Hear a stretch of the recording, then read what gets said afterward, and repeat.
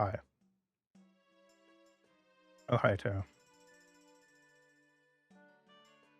And welcome back to the Fairy Circle. It is I, Ito, your Moth Fairy Guide to Magic of the Desert World. Today we're doing more Majora's Mask Rando.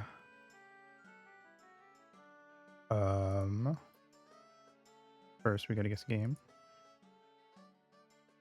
Also, congrats on Fang being first pupa, and thank you, Melkor, for the daily dues. For some reason, I had my. If you've ever seen me have my thing open and noticed I have all my bookmarks in folders, I had my streaming one open and I was like, where is guessthegame.com? It should be right here, because I basically only do this on stream. It's like 50-50 if I actually open this on my off days. Anyway,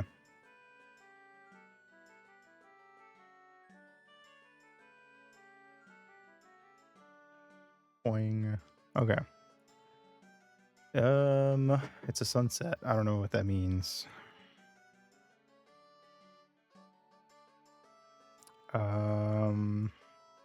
The game with like a painterly style for the backdrops, which might help, but I'm not sure what it is right now. It's a visual novel. Probably.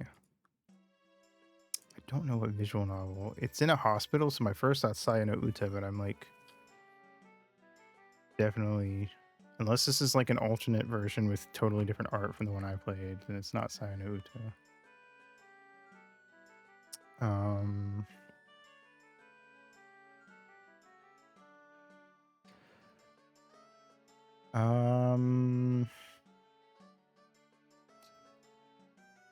I do not know enough visual novels, clearly. What is that one where all the girls have a disability?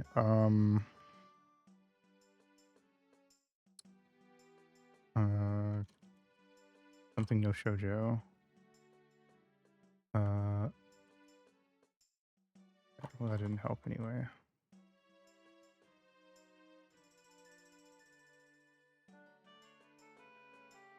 Or wait, is it Washoko?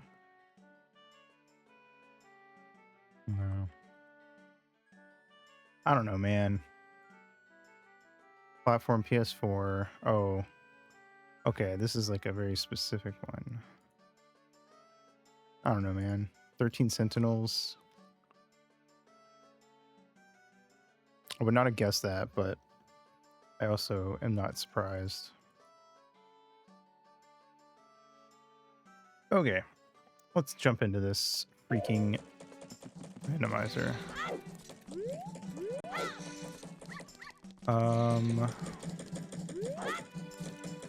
Let's see. Oh, let me turn it down. It's kind of loud. What?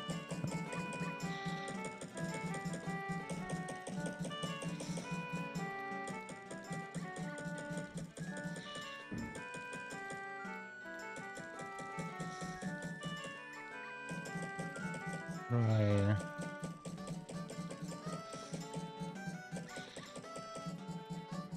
I agree with that.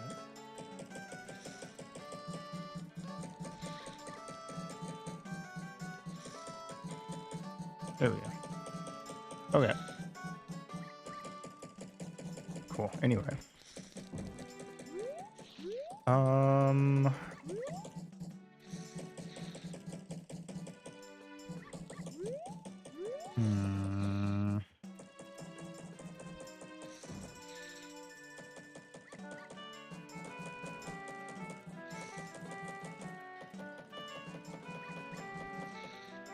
What mask do I have?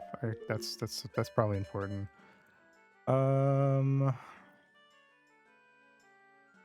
Items do I have?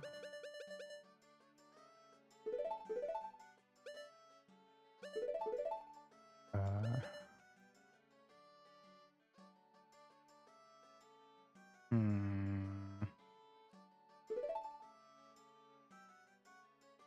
We can do part of the cafe quest, actually.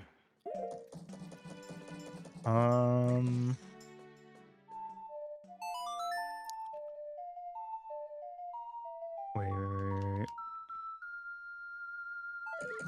Okay, if I deposit this,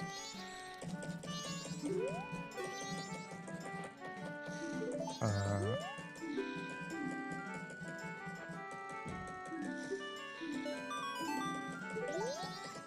hmm. Okay.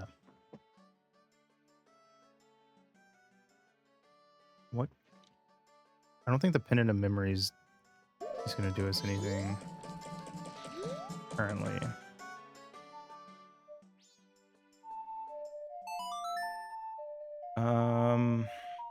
But I can get into Cafe's place tomorrow. What time does he come by? It's not 1. I think it's like 2 something.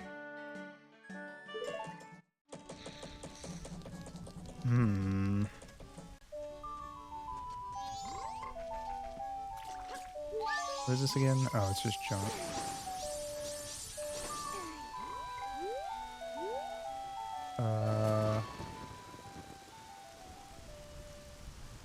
Let's see.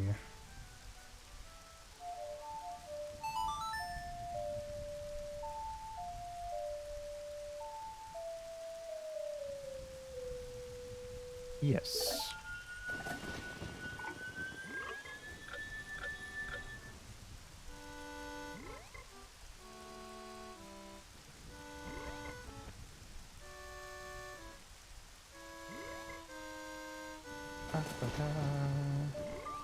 I think he comes at either 2 something or 3 something, but I don't remember.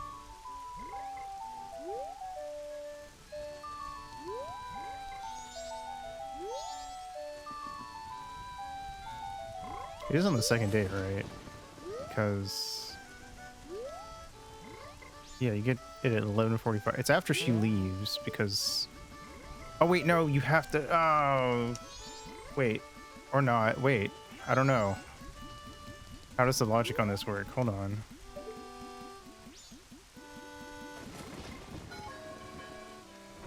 Oh my god, what the fuck? That's crazy. She's right there, man. Just go talk to her. Anyway, that's insane. I didn't know you could that it worked that way. Ba-da-ba-da-ba-da-ba. Actually crazy. You can have her sitting there while he's getting the letter.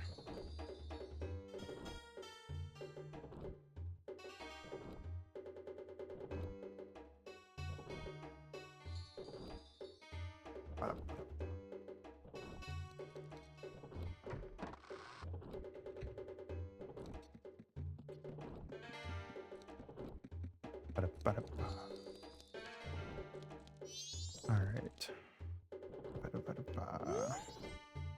Yep. Yeah. Fuck. Yeah. I mean, it's good we checked, but.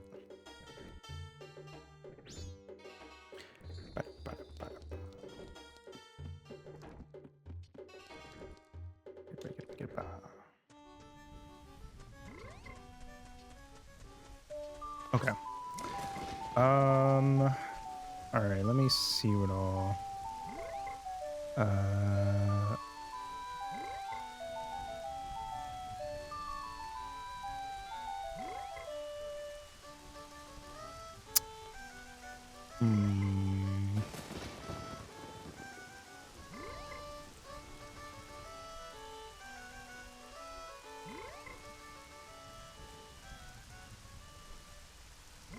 Oh, yeah.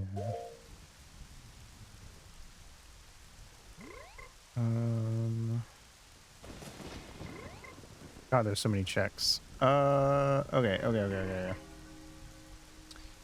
Shush. Let's see. Let's find a place that has a lot of checks. That wouldn't be too hard to do right now. Hmm. Okay, let's do... What's a good way to go about this? Scroll to the bottom. Fuck it.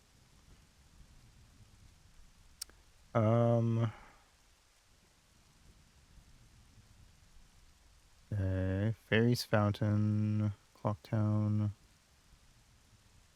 I don't know where to get any of that, so...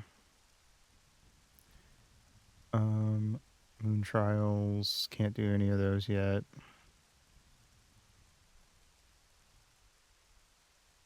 Maybe let's not scroll to the bottom. Hold on. Okay. Woodfall Temple boss container. I don't think we could fight Odala yet. I don't think I had the... We do have the bow, but we don't have the Goron mask. I think we have... Hold on. We have a Pona song. We don't have Zora, but we could go to the coast and try some things there. Great Bay Coast. We haven't been there at all. Okay, that's my plan then. Let's...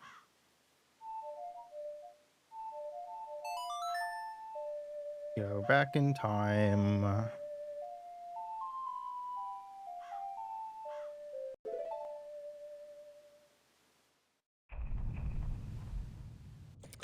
Okay. There we go.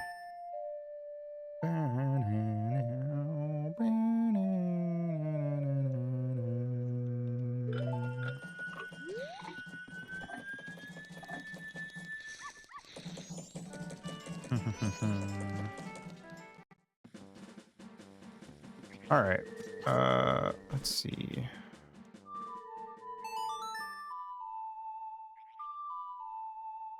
It's the horse song.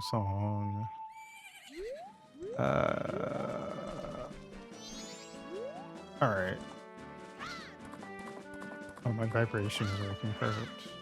Pretty sure it wasn't working last time.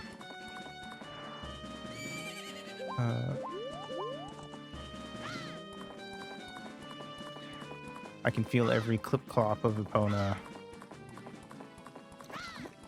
Just like Miyamoto intended. Alright. Wow. Let's see.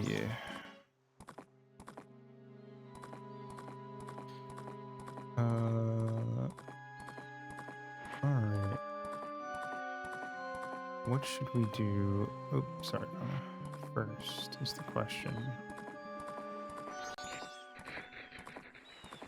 Mikau is here. I guess I should see what he gives me.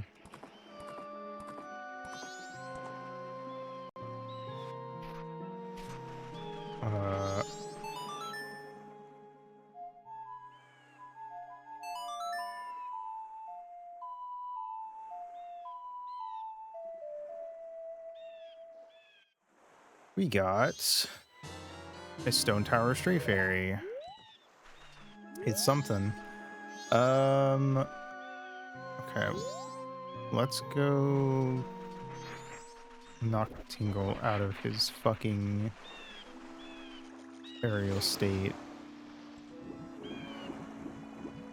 So I can see what he sells here, because so far he's sold nothing but garbage, if I remember correctly.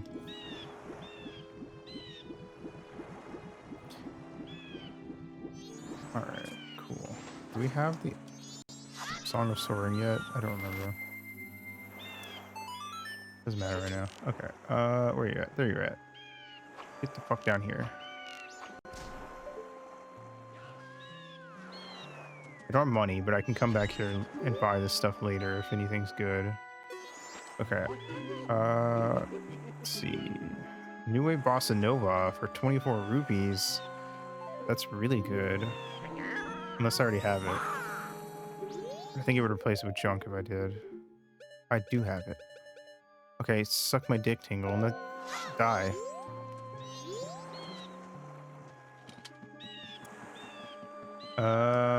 Okay. Well, let me just go ahead and skip those.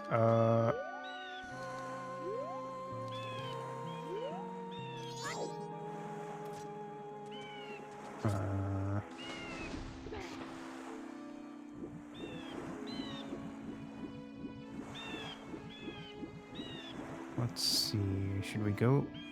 Can we do anything in this spider house? I think it would be awful giving heads, so maybe don't tell him to do that. You're probably right. I don't think a 35-year-old shut in like Tingle is gonna know how to give head. Okay. I'm just gonna go in here and just do what I can. Can't remember if I have it set for the spiders to just still just give tokens or not. Yes. So I don't think there's really anything worth doing in here then. And I'm stuck now, which means we need to do something.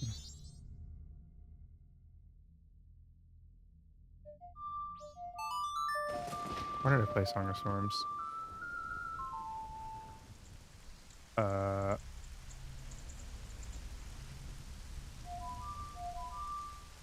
I don't.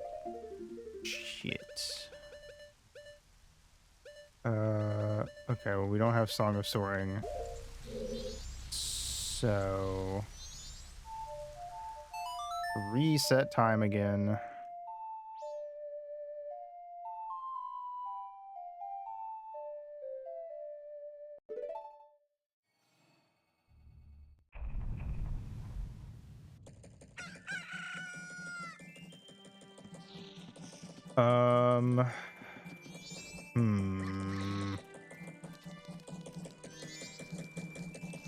Let's try that one more time, but not go inside of the spider house and get stuck.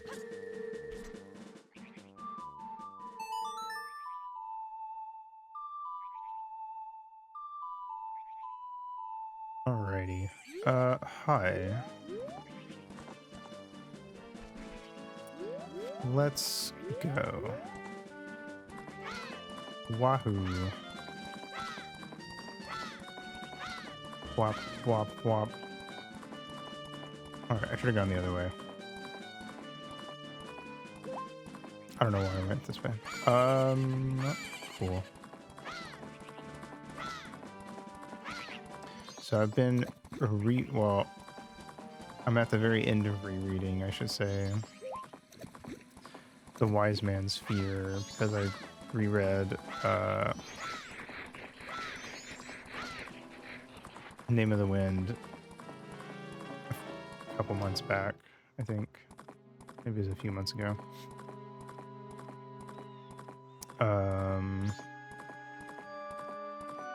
It's been kind of interesting rereading them. I don't know. There's certain bits that I feel like I liked more on a reread. I think there's also stuff I liked less the second time around. I also feel like when I read the Name of the Wind, which, if you don't know, they're both part of King Killer Chronicles. Oh,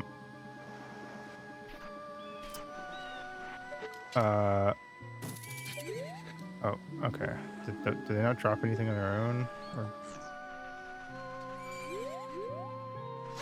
No? Oh, okay. I thought they did for some reason. Anyway. The biggest hurdle for me getting into the series was that I found / find, but less so now, the main character to be a bit insufferable. Especially during the parts where he's a teenager, which is most of the story. Let's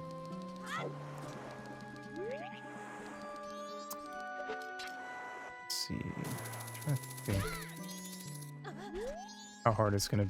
How hard would it be? I don't know if I can get to there reasonably without being a Zora. What's the problem with that? Okay. Maybe the Great Bay wasn't a great place to go. Ow, leave me alone. Anyway. Uh...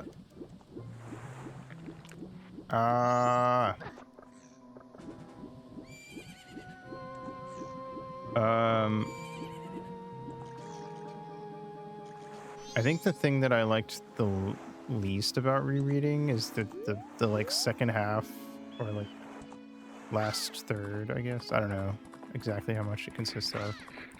A big chunk of the second book, when Prevoth, the main character, goes on a big journey.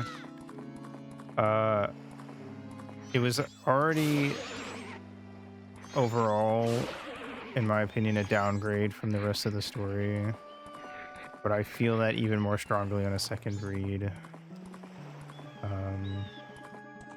Some of those bits are fine, and or will be very plot relevant in the third book if it ever actually comes out.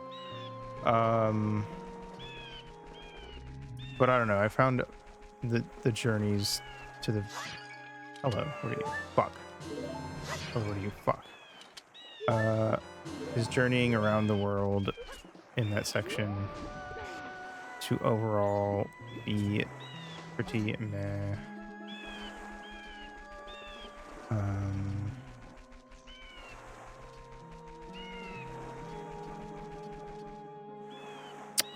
Let's see. Let's go this way.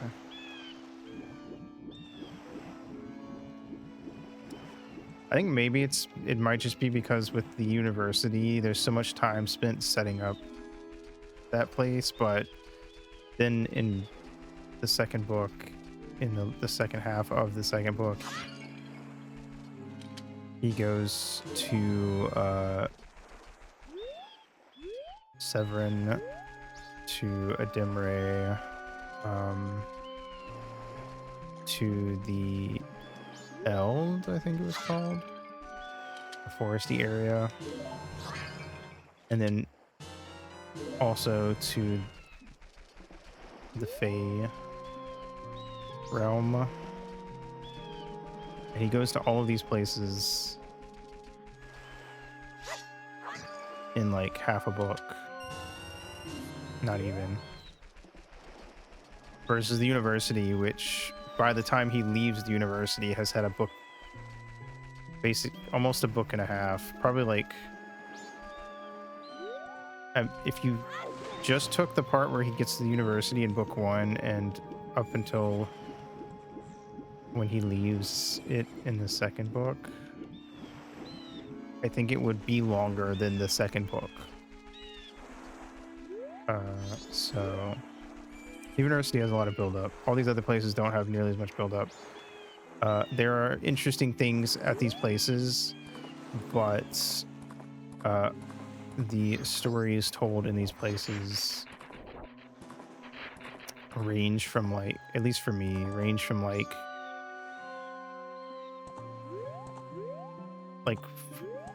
5 out of 10 to like a couple of them, or maybe like a 7, I guess. No, I'd say they're all like 5s and 6s, actually.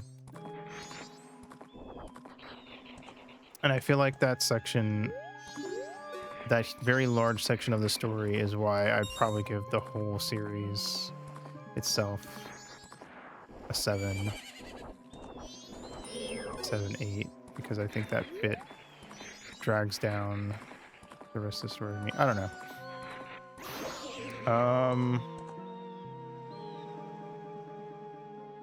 There's a lot, and it would be hard to get into without just spoiling a ton of stuff about the series. I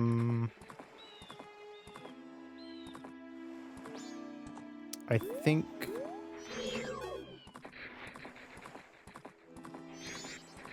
what also, I'm genuinely not sure what I can even do here now that I'm thinking about it. I'm really not sure what I can do. Oh wait, what do we have? Hold on. Have I done any of the... We have the powder keg, but I can't use it without the Goron mask. If I could get the Goron or Zora mask, we do a lot.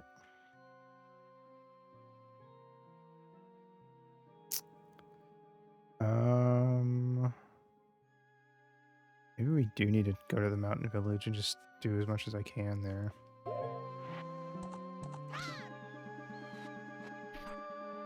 Anyway.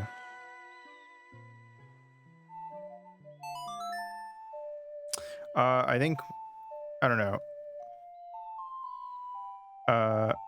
I feel like the wandering section of the story, I guess I'll call it, is less interesting because I just don't find any of the places that Kvothe goes to be very interesting. The only reason that the story doesn't just fall off entirely is because they do all get connected back to the main plot in some way, obviously. Or you would hope so, I guess I should say.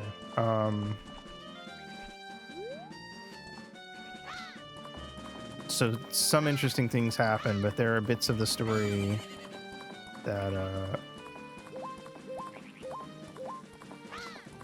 just kind of drag for me. I don't know, which is I find it interesting though, because when I first read the books, I liked the second book more, but I think I actually like why am I back here? Autopilot. I think I actually like the first book more, having reread the two. Because I think I just generally like I definitely like certain stories about like adventuring around and stuff. Like One Piece, for instance. When it's done really well, it can be awesome, and so long as each individual place that gets visited is interesting and has enough going on. But I think more often than not, I prefer a more tight, condensed location as to going to a bunch of places that all have a little bit going on. I prefer having one central location with a lot going on. Okay. So the problem is I want to go here because if there's anything here I can get. Wait, we didn't already do this last time, did we? Let me scroll down and double check. No, it doesn't look like it. Okay. Do I have Captain Key? I do not. Shit. I have Song of Awakening. I do, or Sonata of Awakening. Okay, we can do this then.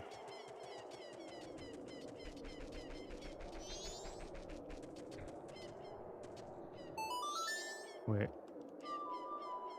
There we go.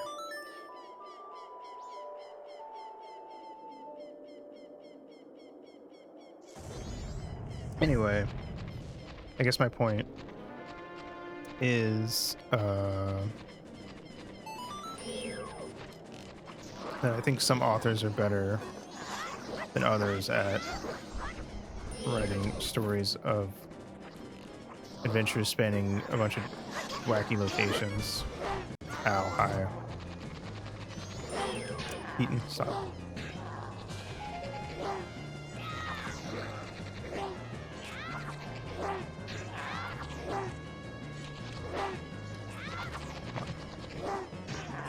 There we go. Whoop. Whoop. Whoop. Gotcha.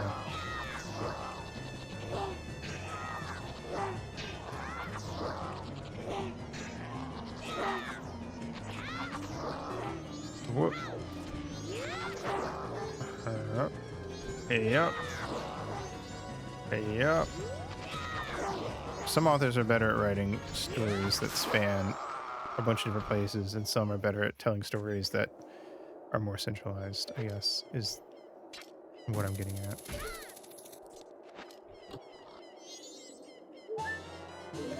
All right, well, that was a waste. Oh, boy. All right. Let's just go to the mountain, I guess. Um. Hmm.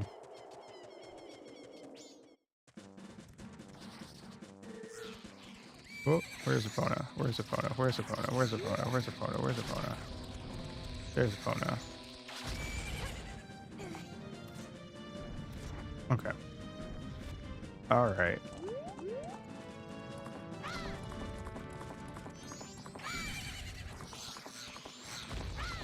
Hmm.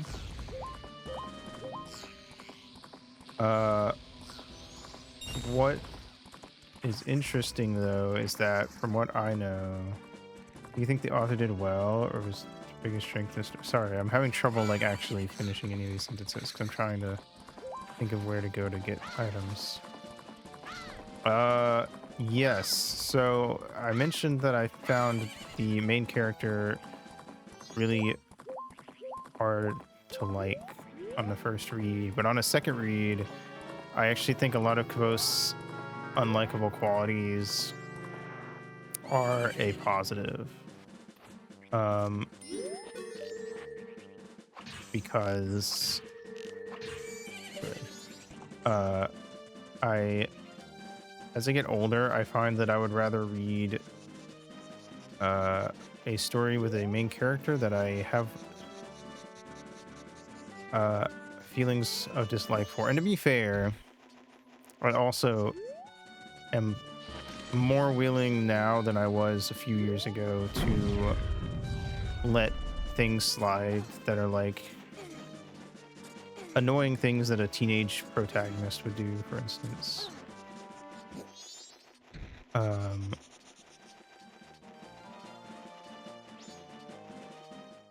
but yeah, I definitely have gotten more to the idea, or grown more okay with the idea of a main character that I don't particularly like, because both the likable and unlikable qualities of a character help to flesh them out. Um, and I think there's I didn't really have this, I think, a few years ago, but I would say now that I think there's a big difference between a character that I say I don't like because if I knew them in real life, I wouldn't want to hang out with them, like Birdley, and a character that I don't like because I think they're poorly written. Oh, god damn it. Uh, camera. Why would you do this to me? I'm stuck. Help.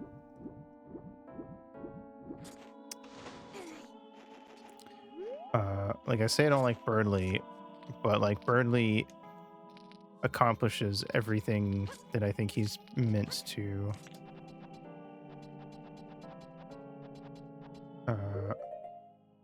In how he's written.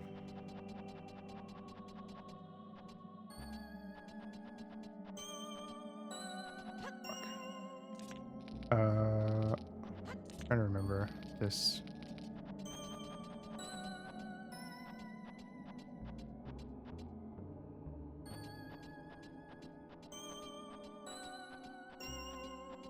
Yeah.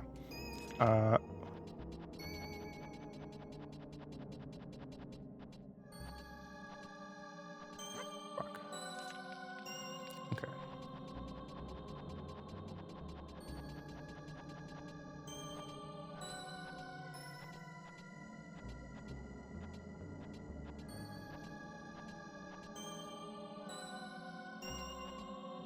Oh shit, I did it.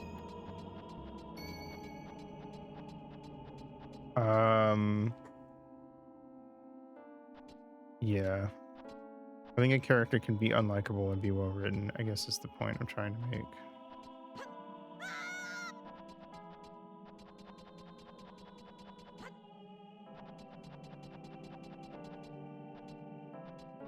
Sorry, I'm trying to do this from memory.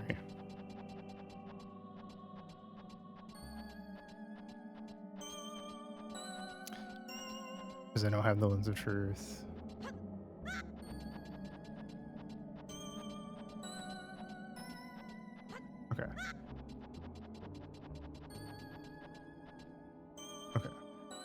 2, 5, 6, 7, 8, 9. Oh shit.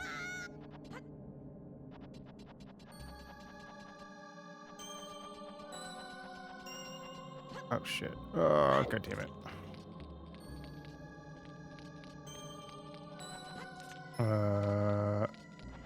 There's no reason to do this, let's be honest. There's gonna be one item up there and it's probably not helpful. Anyway. So the thing about the story that, and one of the most interesting parts of it, is that the story, it's a story within a story. There is a guy named Cote, who Kote, who's a tavern keeper in a small town, but surprise, surprise, seems to be more than meets the eye to this guy. And then one day, a guy calling himself the Chronicler shows up. And we learn that this character named Kavoth, who's like legendary, like basically, like, imagine if a King Arthur type figure was alive and was probably still alive out there somewhere literally right now, and people were telling stories of all the crazy things he did, you know.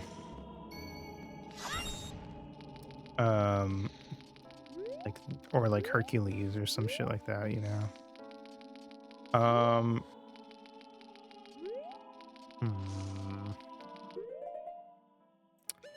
This one has to be sold in the canyons. That's not helpful. Not as much to do here as I was hoping there would be, because I don't know how to get it. Oh wait, I think I can ask that guy to pound and let me in there. I think he'll do it even if I'm not a Goron. Oh, fuck. Anyway, yeah, so it turns out Cote is actually Kavoth, and he's hiding out.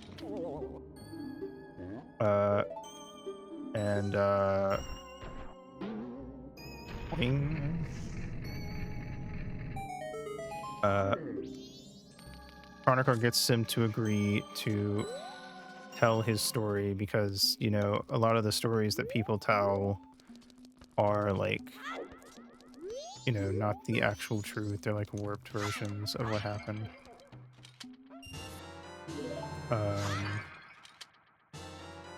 Oh my god, we got the room key. That's sick, actually. Where is that on this thing? Oh, there it is. Okay, go on shrine, right? So yeah, what song is that? Hold on. Sound of Awakening. I already got it. Fuck off. Yeah. So yeah, anyway, he starts telling a story, yada yada. And you know, you get to see his origins of like how it all started. At first he was just like a kid in a traveling troupe of musicians, and then shit happens and he ends up, you know, all in his lonesome.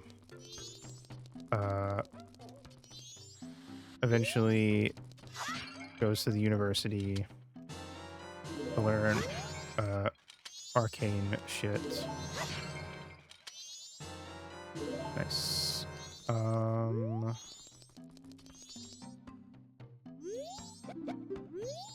Do I have a part of that? Yeah. Will it work if I'm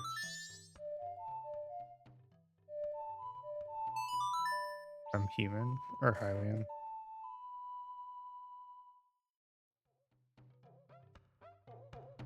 It will not. Alright. Fuck. Anyway, Yada yada yada. I don't want to give like a ton of spoilers for the book. But to answer your question, the things that I think the author does well is that I think a lot of the characters skirt an interesting line of being like likable enough,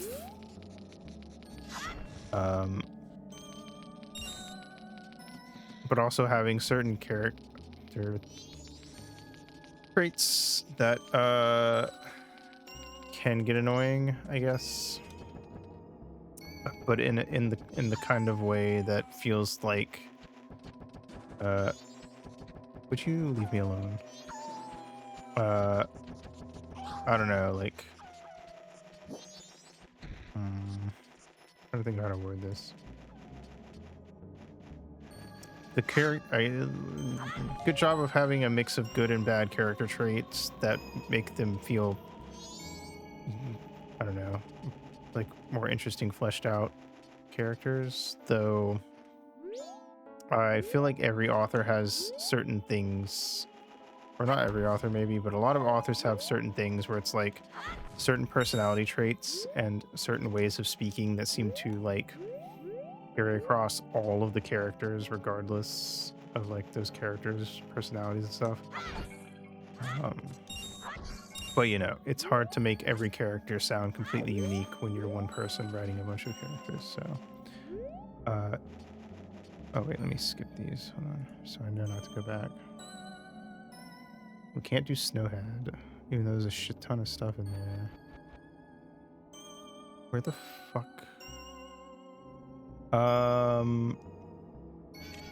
And I think the magic system is very interesting. Well, there's multiple magic systems, to be fair. There's the base, I guess the quote unquote base magic system is sympathy, which is basically a like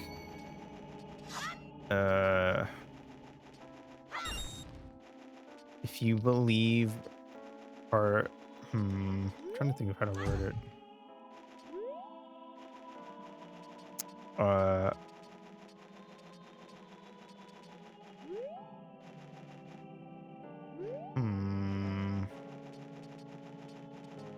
It's like the first thing they introduce is the idea that like if you pick up a coin and then there's another, if you believe that this coin and the other coin on the table are linked, when you pick up one coin you can pick up both coins. Everything has a sympathetic link, but to different degrees. Like if I were to lift a copper coin and try to attempt to bind it to like a piece of paper, they wouldn't really bind well because they're very different objects. And it kind of just expands from there. It's a pretty varied magic system, to be fair. They also have naming magic, where like knowing the true name of something gives you power over it, which isn't surprising, I guess, considering the first book is called The Name of the Wind. And there's a guy in one of the big themes of the series is like there's a lot of focus on like the people that they tell legends about, and all that, and the idea of like becoming the person that people see you as, which is a whole thing, I suppose.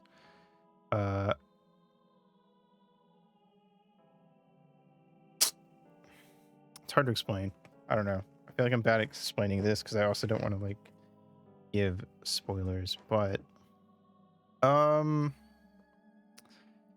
I think if you like, if you're someone who likes fantasy stories, with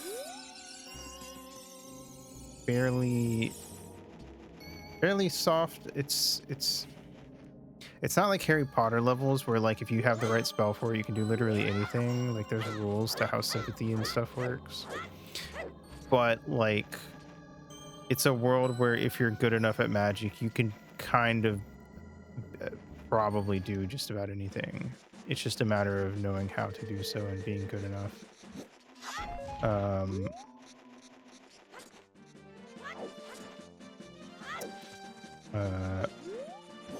So I don't know. I think a big thing is like because one thing I had while reading it was I kept thinking of how like if I remember right, the first book came out in the 90s, and I believe Harry Potter started in the 90s, and I don't know, I just was like there was totally a thing at the time, and there still is, to be fair, but I see it more so in anime now. To be fair, I don't keep up with like YA.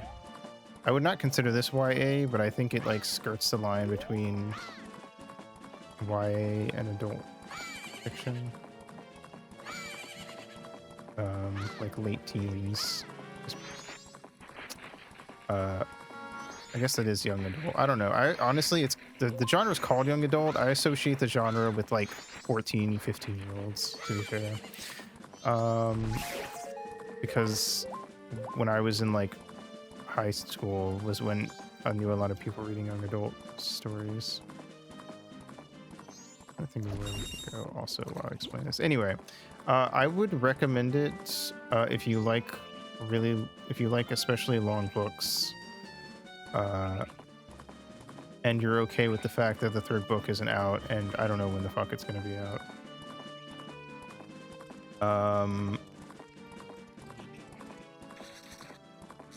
It is not a series where they explain how every little thing works. So if you like fantasy stories where everything gets explained to the point where you could like, I don't know, like I haven't read any of Brandon Sanderson's stuff, but I've heard that his magic systems are very detailed.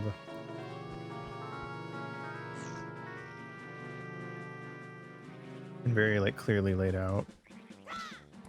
There's definitely parts of the story where you can kind of like go, okay, this makes sense because of things I've learned in the past, and there's sometimes where something happens and you just kind of have to accept that it's the thing that they can do.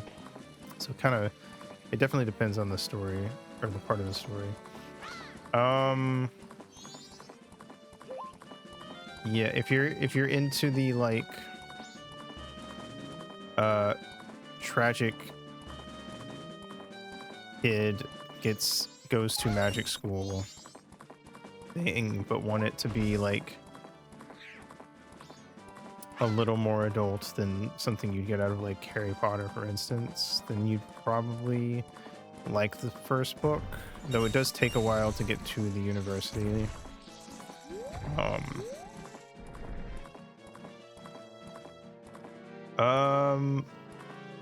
There's I wouldn't say a lot of Fae stuff, but there is like a decent amount of Fae stuff. Like there's characters who are Fae scattered about, or like Fae adjacent. Hi there. Trying to think of who I would recommend it to. I think I don't really recommend. I'm good at. I feel like I recommend games and manga and stuff, but I don't read a lot. I haven't read like a ton of long fantasy novels.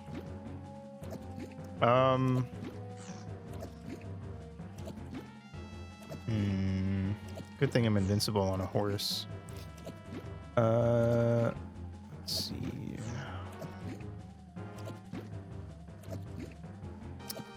Southern Swamp Clear Pots. Oh, I see. We'd have to beat it though. I'm gonna go back to the swamp. I really just need to find either the Goron mask or the sword mask in front. If you want something, I think if there's a downside to the series, I think its tone takes itself a little too seriously at times. It's not like especially whimsical. The main character is very up his own ass and takes himself very seriously. And there are characters who like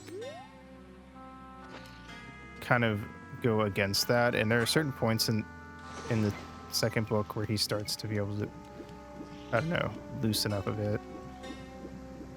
But he's a very know-it-all kind of guy, and in the sense that he knows a lot and likes learning, but he thinks he knows even more than he actually does. I think I already got these, but I'm gonna have them anyway. Did we do all the stuff in? Are there any pots in the Lost Woods? Or the Woods of Mystery?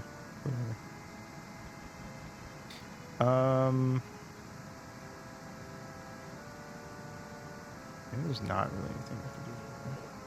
Oh, I wanted to mark the herder stuff off, because I think it was nothing good, but I wanted to check again anyway.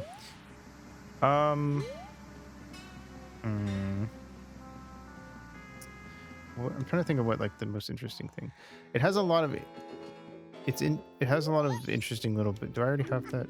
No, I do not. 189 rupees. I can't afford that right now. It's interesting on some like meta levels, like the fact that it's a story within a story does some interesting stuff. There's some interesting sort of commentary on like what it's like to be the person they're telling stories about, knowing what actually happened in those stories, and listen to people tell it wrong, and or like make you out to be like a hero and yada yada. When and like everything you did was like you know, some magical quest you were on, when in actuality a lot of the things you did were just like things you did for your own personal reasons at the time, and you weren't really thinking that hard about the consequences of your actions. Ye Old Hero's Journey. Yeah, it's definitely a bit of a breakdown of the hero's journey, I would say. Starting off this randomizer, you're talking about figuring out the logic of the game. Like, how does a randomizer change the logic of the game?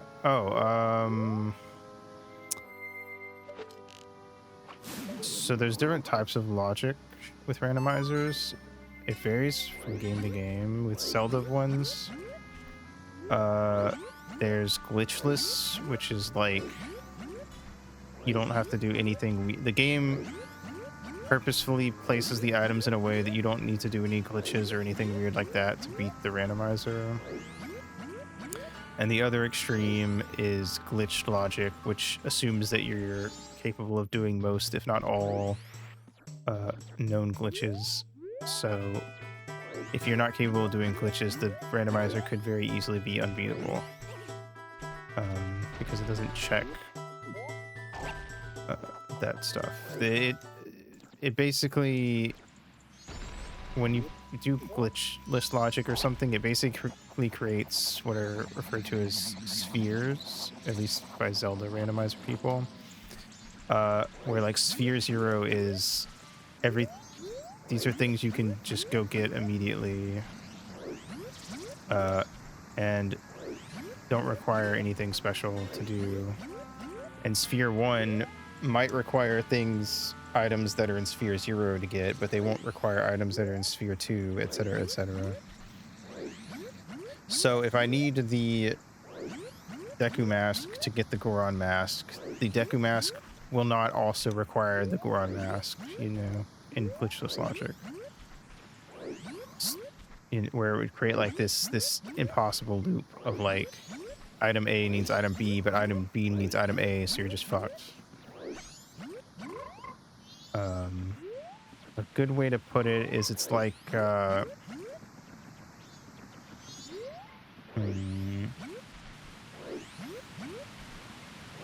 like if you were randomizers are basically what is it called? Where you have to like go find a bunch of items on a list. There's a word for it. Scavenger hunt. It's basically a scavenger hunt.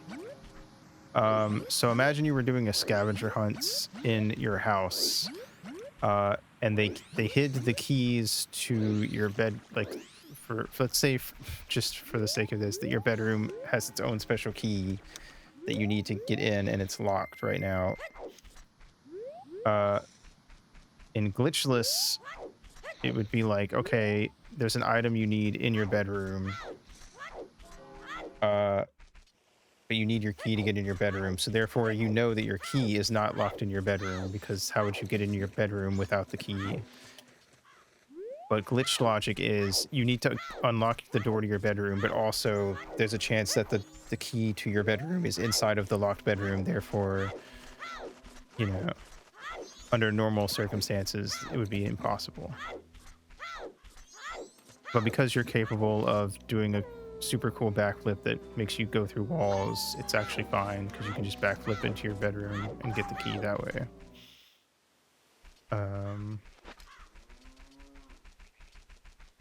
I hope that made any sense whatsoever.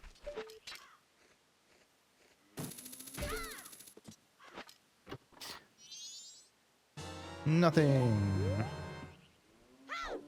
Basically, the logic ranges from you're just playing the game normally, but the items are scattered around, but you don't have to do anything particularly special to get them, or you need to be a pro speedrunner to get the items.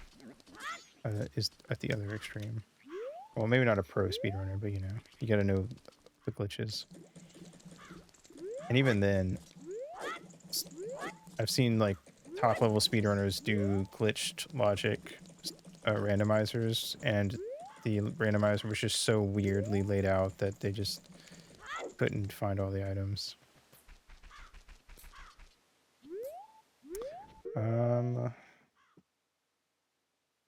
I genuinely just don't know like where to go. I should have a thingy somewhere that I can pull up that will tell me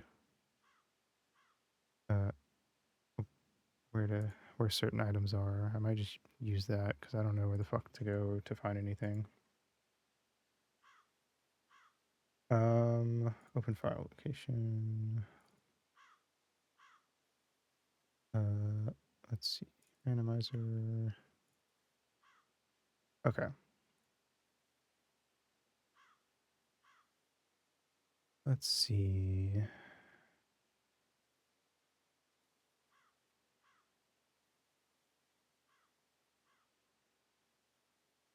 All right. Where is the Goron mask?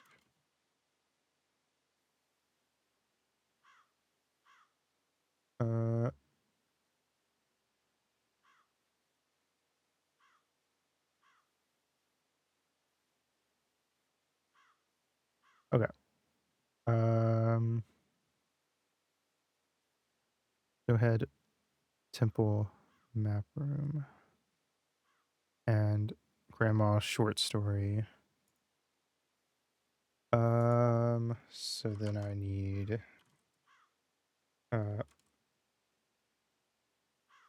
stockpot room. Oh wait, shit. We did get the fucking key, didn't we? I think we might have done it. I think I know how to get it, what I need to advance. If I'm reading the spoiler log right, this should be the All Knight's mask. It's not. Staff room chest. Oh shit. How do I get in there?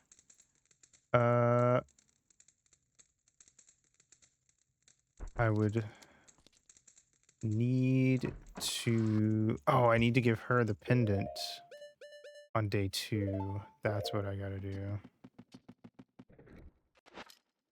Okay. Let me run back outside and skip to tomorrow afternoon.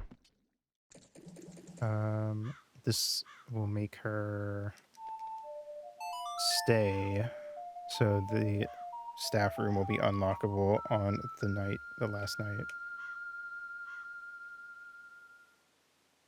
No, I have to talk to her tonight. What time is it? Do I have the cafe mask? Okay, we gotta do like a whole thing. Hold on. Wait, that's not what I meant to do. We gotta go back. I gotta talk to her during the day with the cafe mask on, so she agrees to meet me at night, and then go and meet her at night, and then go back and meet her again the next day and give her the pendant. So then she'll be there on the last night.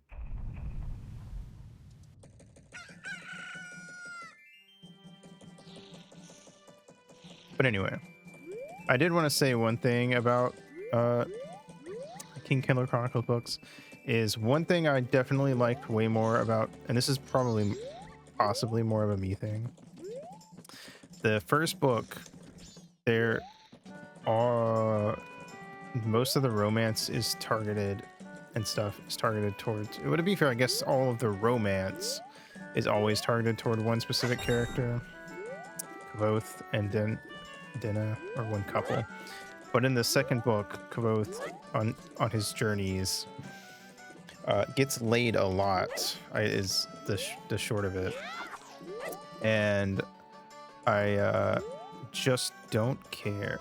It just kind of feels like a bunch of pointless and nothing to me. I don't really care to read about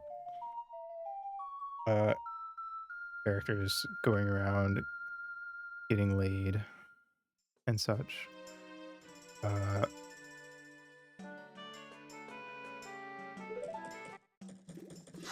And I guess you could argue that because he's 17 during this point, that it's not particularly weird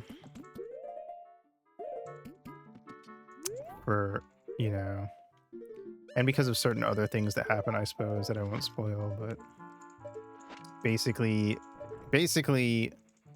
he becomes like, he goes from being a total loser virgin who knows nothing about sex to being like amazing at it very fast.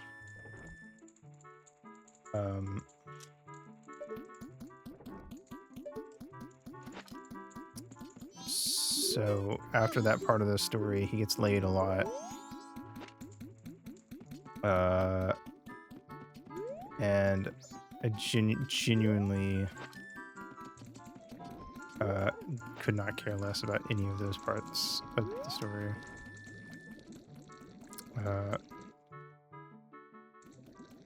I very rarely care. I only want to read any sex scenes or anything of the sort if there's a lot of build up to it. These two characters getting together.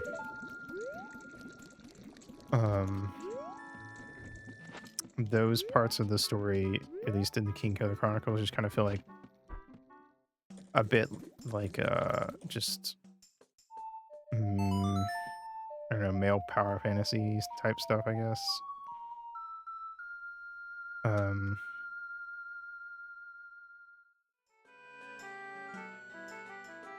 At least in the sense that I don't really feel like it adds anything to the story, personally. His interactions with Dinah are fun, and there's a lot more of those in... There's a lot more focus on Dinah and Kavoth in book 1 than there is in book 2. So I guess that's another thing. I don't know. I feel like in general, the second book feels more uh, like it leans into that, like, kind of like guy gets magic and becomes the super cool guy type, like almost kind of like power fantasy sort of thing in the second book. And I find that uninteresting, I guess.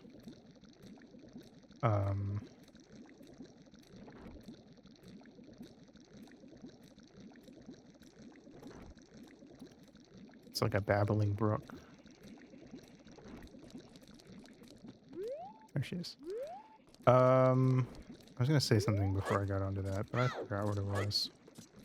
Oh well. Alright. Anju. I can't change the time without leaving the building, so we're just gonna wait for her to show up. But yeah. I don't know. I'm not like against smut or anything.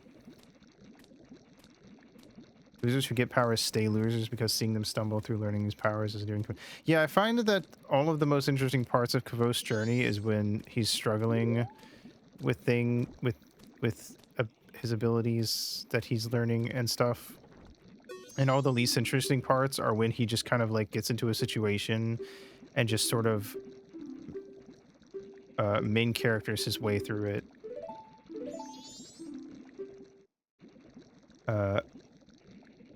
With little to no trouble. But gets boring very fast and authors don't know how to write play. I do agree with that. I'm not against smut per se, but I don't generally like reading anything where it's just sex for the sake of it, I guess. Like, it's not like it goes into any real detail in this story in particular. It's more just like he talks about the fact that he at certain points gets with certain women, but the frequency with which it happens I find kind of annoying, and it comes off a bit like, oh yeah, the main character's so cool because he gets laid so much. You know.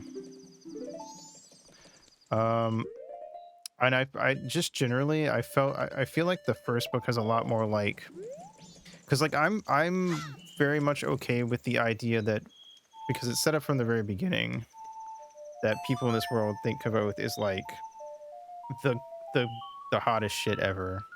Like when Kavoth's a kid, there's a guy called Taberlin. I don't know how it's pronounced. The Great, and they have a bunch of stories of him, and he's like all this crazy shit that he supposedly achieved, and Kavoth becomes his generation's version of that.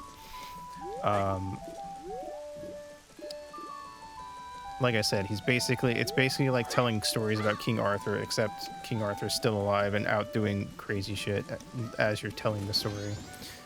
Okay,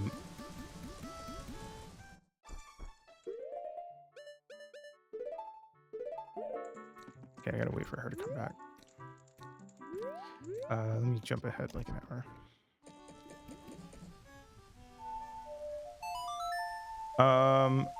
But there's things he does that are like, you the reader know that he like barely managed to pull this off, and he had to use like every ounce of luck and wit and whatnot that he had. And then there's other times where he just does something and it's just like he main charactered his way through that by being the main character, and everything just kind of worked out perfectly because it had to for the story. And also he's just so cool. Look at how cool he is. Like at certain points of the story, he's written like a flawed teenager who's, you know, obviously going to become like the guy in quotations one day, but you can see the struggles he's having, and you can also see how like these stories that people are telling where he's doing all this crazy magic shit is actually like super fucking incorrect. And he, you know, like he does a thing, and there's so many different fuck ups along the course of this thing he does, and he barely makes it out alive. And but a lot of people, only Kavoth and you, the reader, understand how truly like clutch and how, you know, intense the whole situation was. Everyone else is telling stories like he just walked up, snaps his fingers, and the day was saved. But then there's certain times where he basically does just walk up, snap his finger, and the day is saved. And those are the very uninteresting parts to me. And I feel like book 1 has a lot more of the struggles and stuff than book 2 does.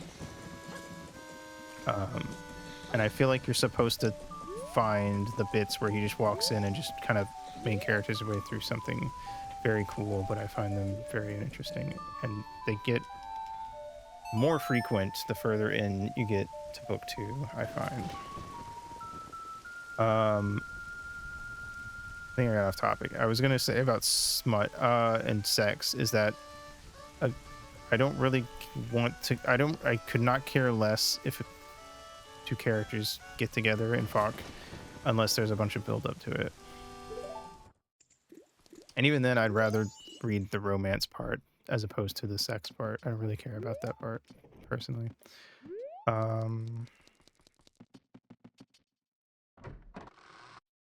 see, I read a lot of dark romance smut. My favorite parts are always just before the actual scenes. Yeah, I would agree. Hey, we did it. Let's go. And feel like they would be better if fade to blacks, but you know, I agree with that. I find it's very rarely worth seeing the actual act of it happening. The only time that I think it's worth showing any of the actual like sex happening is if it's very messy and we're in the mind of one or both of the characters, and we're seeing a lot of thoughts and feelings happening that aren't just sex good, yay. Because then it kind of it makes it more than just a sex scene. Like there's like, I don't know, something actually going on, I guess.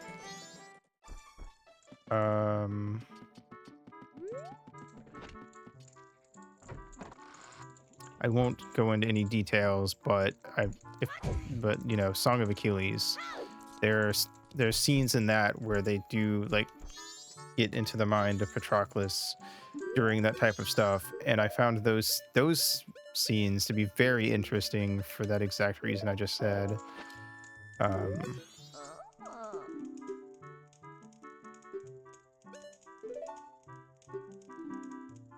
With you know, the lady. That's all I'll say, I guess. Goron mask. Fuck yes. All right, we did it. Chat. We are gaming. Awesome. Let me do this one.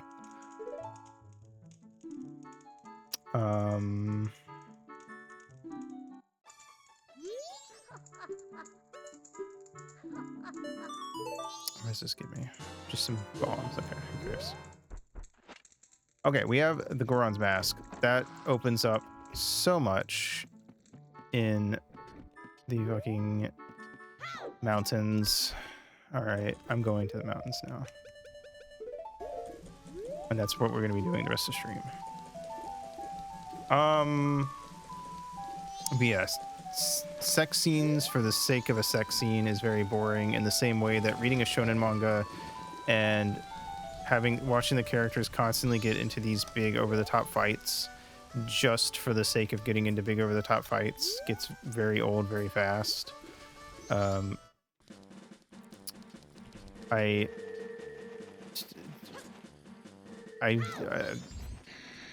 think that is actually a perfect comparison. I think fight scenes in shonen and sex scenes in like YA and adult media are very comparable in that people love to just throw them in for the sake of it, and they seem to think that just having it there in the first place makes the story more interesting, but a fight scene in a shonen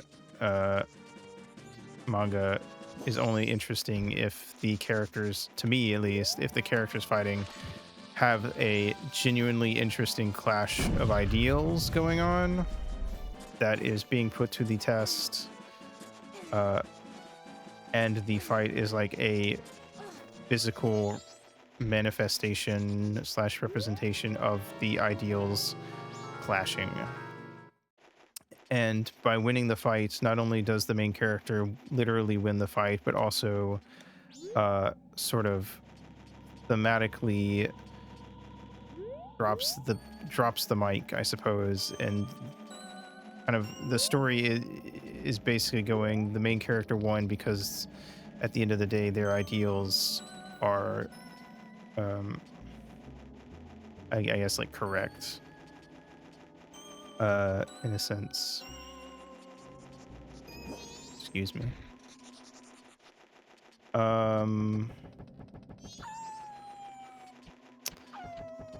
And it doesn't have to be like super deep, to be fair. Like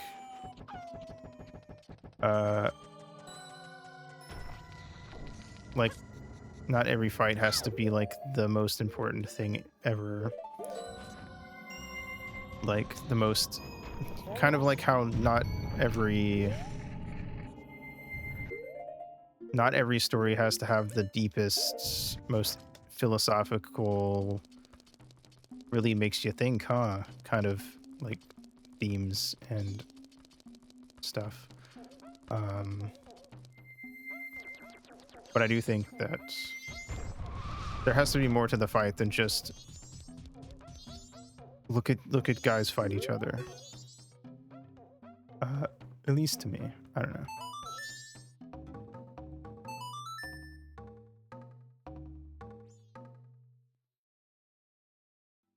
And to be fair, there are, okay, hold on.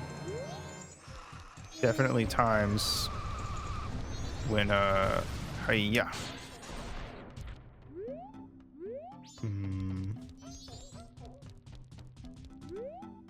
Like having, you know, the fight be thematic doesn't automatically make it good, obviously.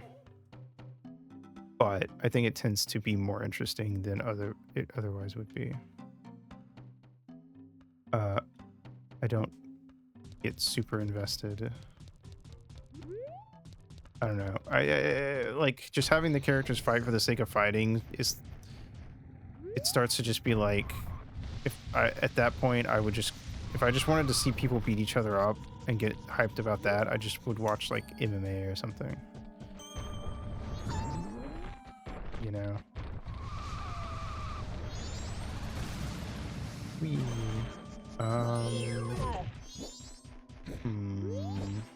I guess we can go to Snowhead.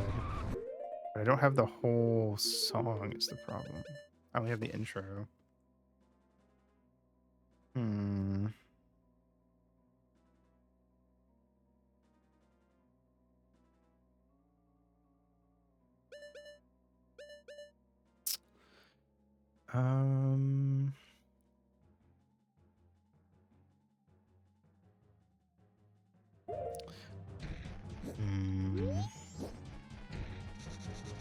Let's see. Do I have fire arrows? I do. Okay. Did I go down there? Because I think there's at least one chest.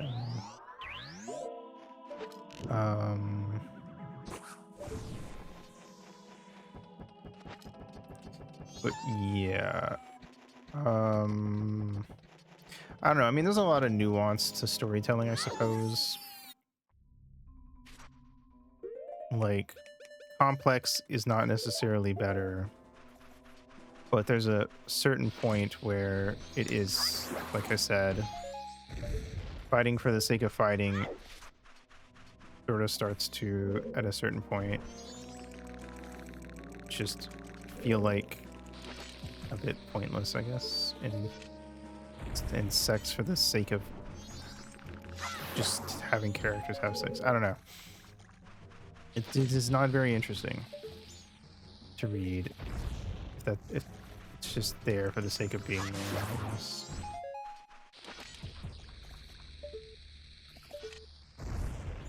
what is in this chest? Please be good. It's not.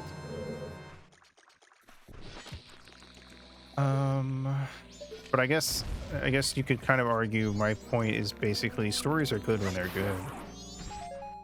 But I mean, I guess that's kind of what I'm saying. In a way. So, I don't know.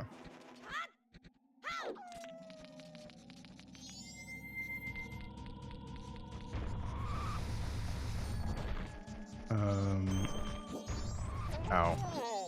I don't know why I rolled into that guy. Okay, is there anything I can do? No. Wait. Yes. There's a couple things. Well, there's at least one thing. Wait, we have Goron Mask. I can do the entire... Oh, shit. Okay, wait, that's a way better idea. Hold on. We need to do all the Milk Road stuff. That's going to give us a lot of...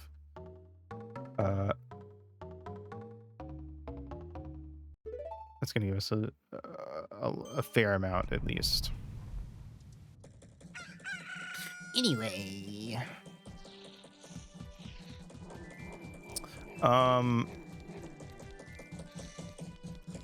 I think a maybe decent comparison also would be like video games. I can only be interested in going around fighting monsters in a game for so long. And granted, there's also some nuance here because sometimes a game just feels really good to play. And that adds a lot, for sure. But even in that case, there's only so much time I personally am willing to spend in a story. Just going around beating up monsters for the sake of beating up monsters, I guess. I feel like the world and characters and story does a lot for me. So it is like a personal taste thing, you know. There's definitely people who just like reading smut, you know. There's people who like reading shonen manga where they're just constantly fighting each other just for the sake of fighting each other. That sort of stuff.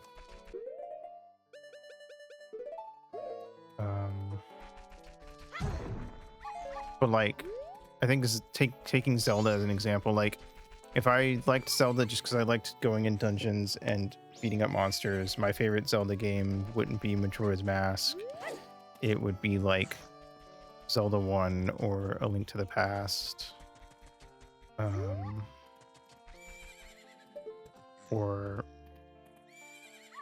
you know, maybe one of the Oracle games. I guess the Oracle games have a decent amount of story too, to be fair. I don't know.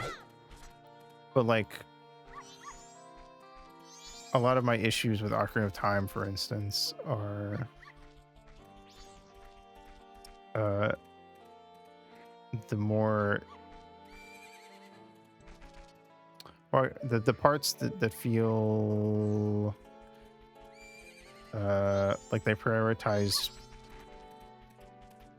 being a video game over being an interesting world. Like how Hyrule Field is fucking massive because Miyamoto wanted you to have a large area to ride a horse in, but it just creates this very big, boring, in my opinion, area of the game that feels like it should have been half the size, personally. Or there should have just been more stuff in it, which is why I like Majora's Mask's world so much more, because there's so much less space between one area and the next, and it feels like you just go straight into the next thing. I guess that's also why I don't really like open world games. Because I don't generally like how it usually kind of feels like you're just wandering around in a bunch of nothing.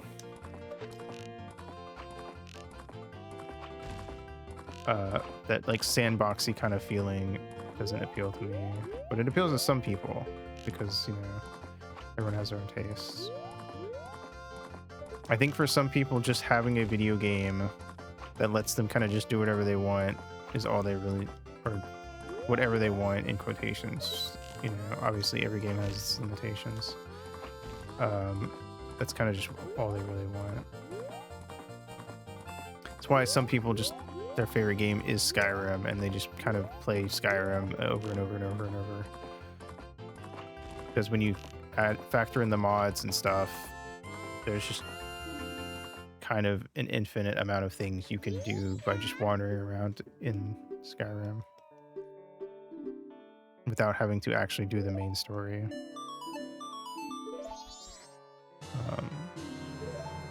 But the reason I like Majora's Mask and Deltarune and Undertale and MGS3 and, you know, such as my favorite games, and Fallout New Vegas as opposed to the other Fallouts, is because I like worlds where you kind of just get, you do get to just wander around and fuck with stuff. Like Majora's Mask is like 70% side quests, but I find the world to be so interesting and so tightly packed compared to a lot of other games that it doesn't really feel like in a lot of cases. And granted, there's definitely a level of this for Majora's Mask specifically that I think comes from a lot of nostalgia. I think there's certain mechanics that don't bother me because I'm so accustomed to them and so accustomed to Majora's Mask. And if I play this game for the first time today, I think I would like it a lot less. But that is not the case. But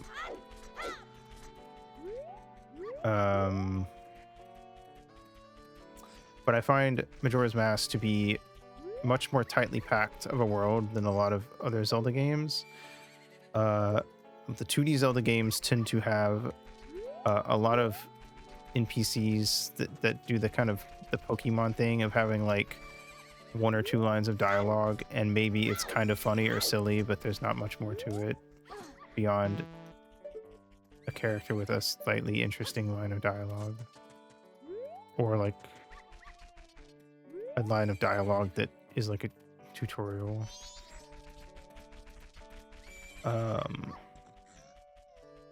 Actually, is there anything to do here in terms of like pots and stuff? I'm not sure. Let me look around a little bit while we're here. Did we already do Grog's thing? Let me check. Yes, we did. Okay. Did we do... I think we did do the racetrack, because I think I have it set to always win the racetrack.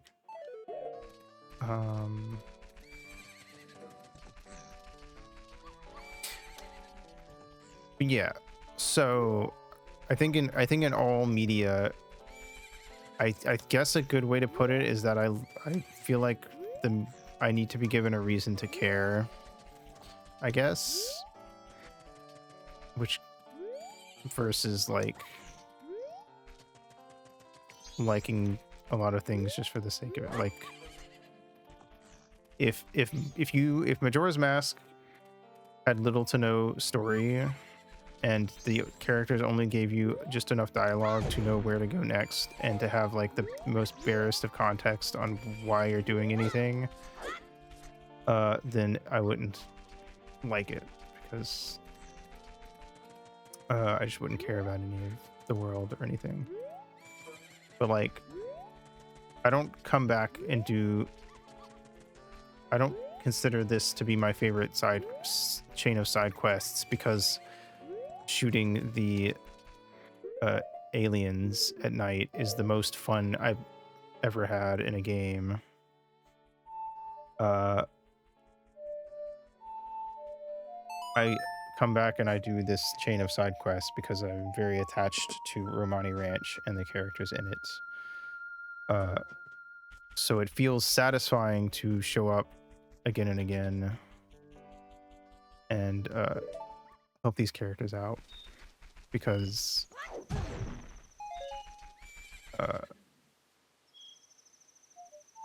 these characters and this place means something to me and has and I am endeared to it, I guess.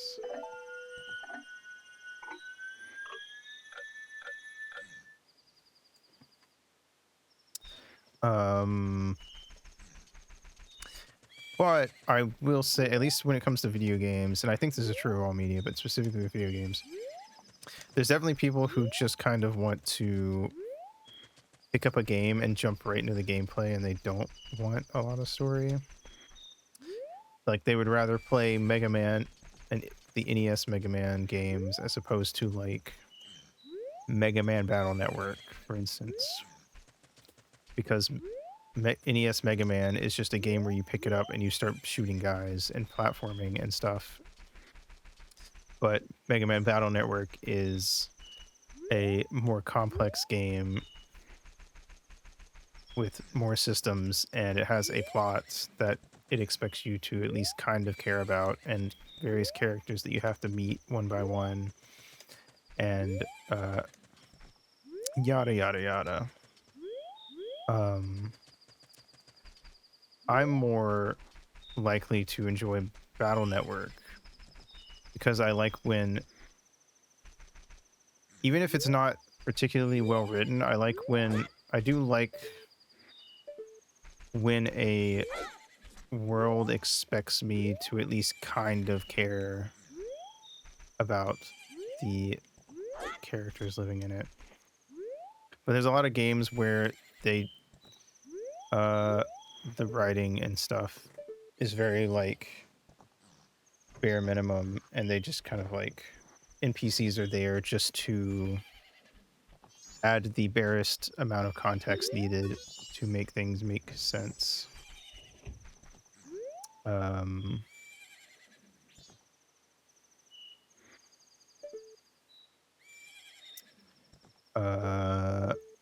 Like, hi. Okay, I didn't realize the randomizer would skip the opening cutscene. Hello, everybody. We can wait a sec. We want some of them to get closer anyway. But yeah.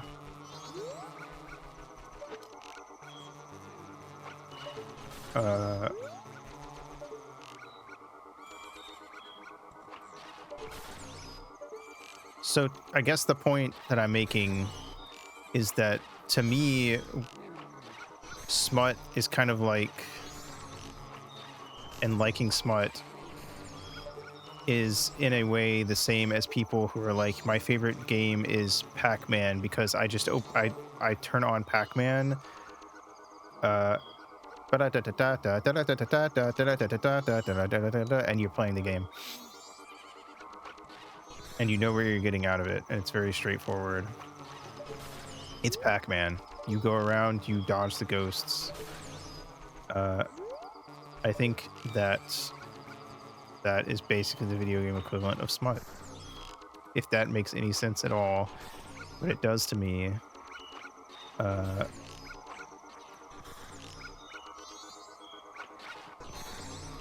In the same way that,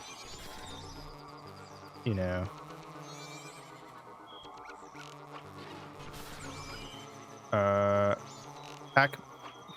arcadey type of pick up and play games are the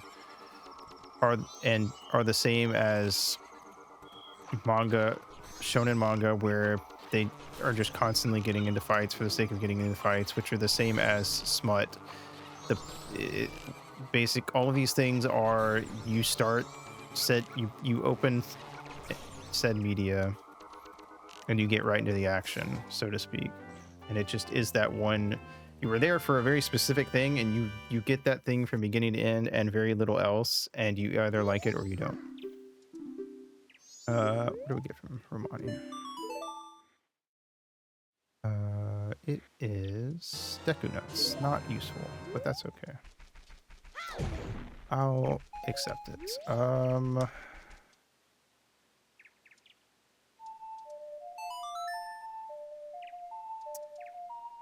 So to circle around back to my point, I guess, I don't think that a character I don't think it makes a character cool just because they get laid a lot. And I don't really care to read about a character going through a time in their life where they're more sexually active and getting laid a lot if it doesn't directly, consistently affect the story. And maybe I don't see that being super important to the plot of the third King Killer Chronicles book, I guess, is kind of where I'm going. Where that whole conversation started was basically saying that. Are there any pots in here I can break?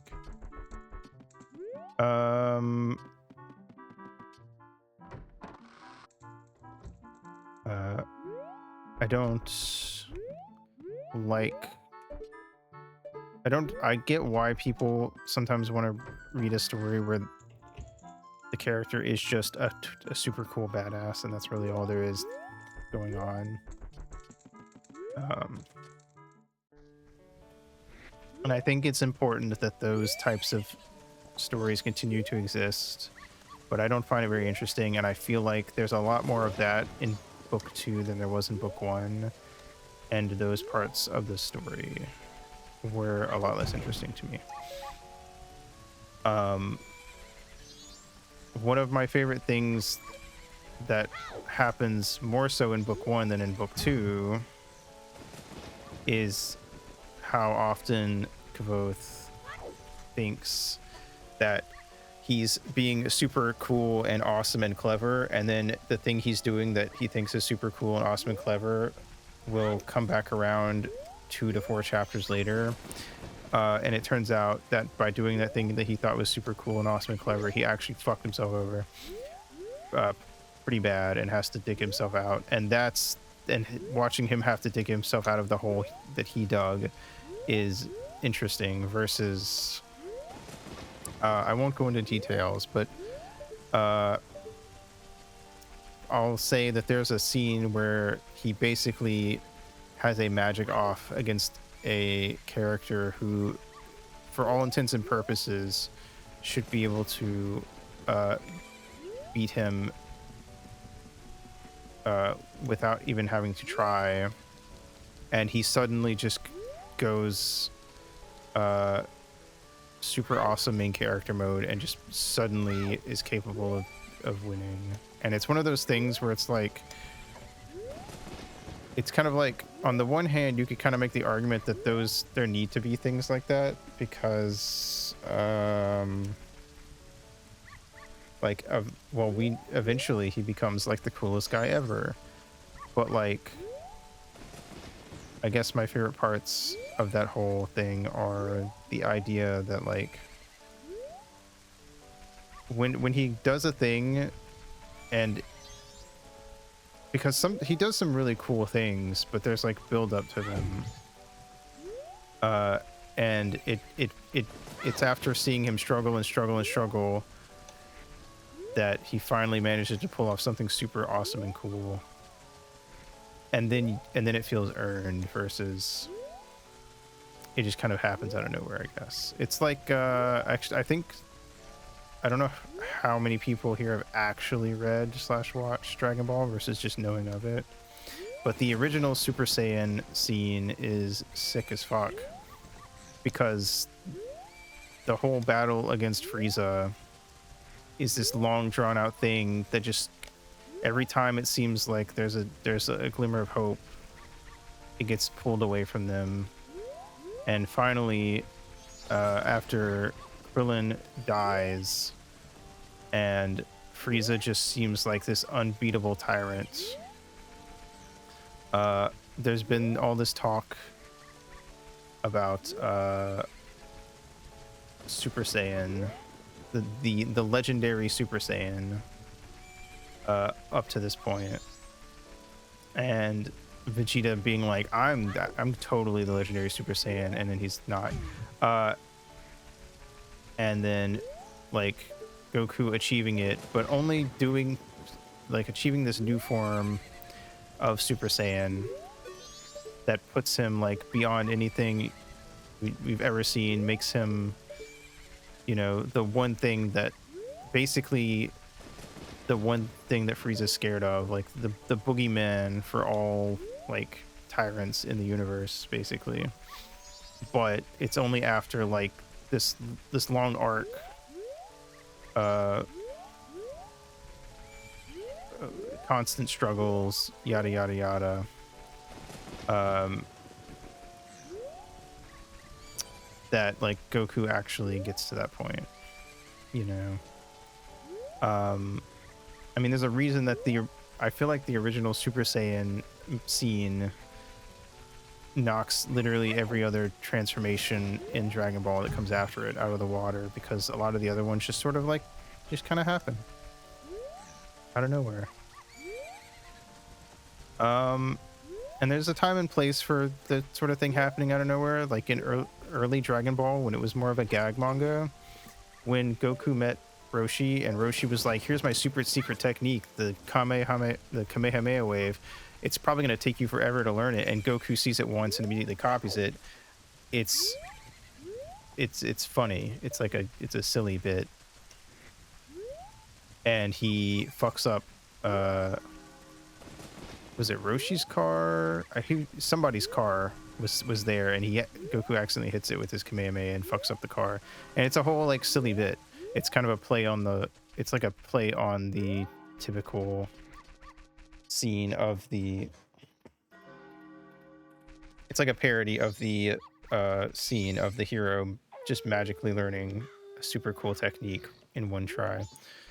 So, you know, it is interesting that Dragon Ball, when it got more serious, kind of became the thing it was, in a way that it was parodying to begin with. But that's a whole separate topic.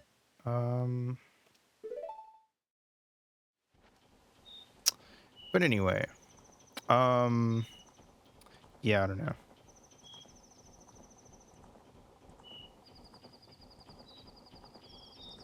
I guess, the long, that all of that was just to say that, I like watching a character struggle, and I think the idea of like,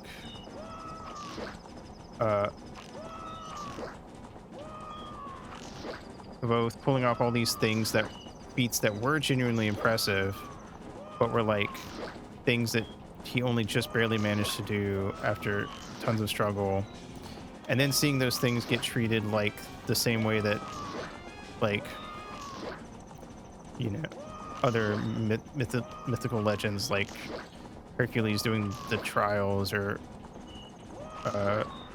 Arthur pulling up the sword out of the stone or something, are treated, and seeing people sort of like turn the struggles into, yeah, he showed up and he opened up his magic bag of tricks and magicked his way out of it, is interesting, and within the themes of the story.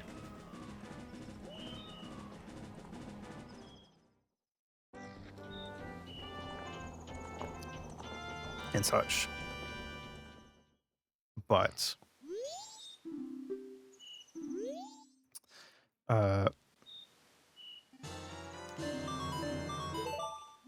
yeah. And I think that's true of everything. I find I'm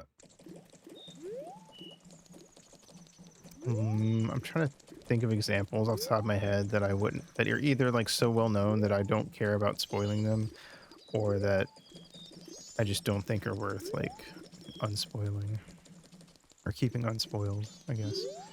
Moments in stories where a character pulls off something great, but only after earning it, versus like walking into a room and just doing it. But also trying to think of stuff that like a lot of people would know.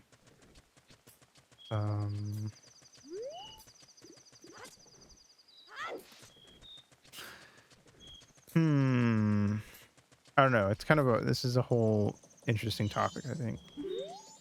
I feel like it's also one that might work better if I had somebody to bounce off of, um, in the sense of like, I don't know, being able to get into like really specific uh, instances in media. Um,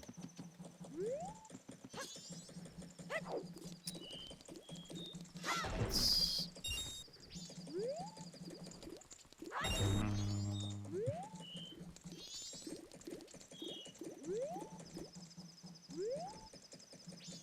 I don't know. I'm having trouble like drawing comparisons. I guess one thing that kind of gets into this is that I feel like people who like, say, for instance, going back to the shonen manga thing, people who kind of care more about the fights in that are happening, like the literal events of the fights happening, more so than the themes, um, and what the characters and the fighting and stuff represents, and yada yada. Uh, hey, where are you going? What are you selling, actually?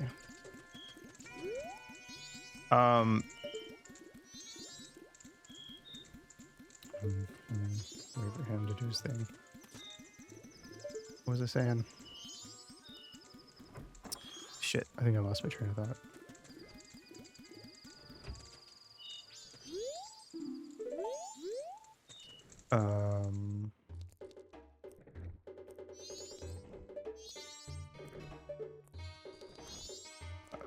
What was I gonna say?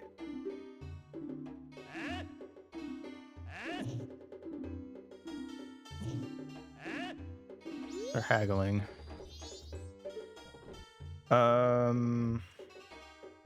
Shit, I had a point I was trying to make.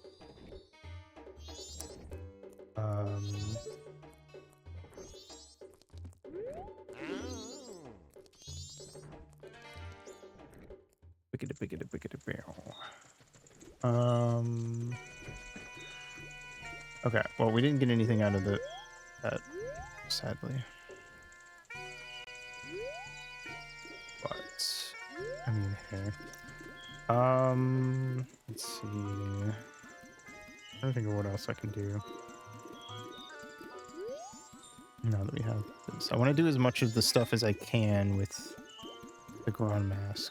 Anything that was locked by it.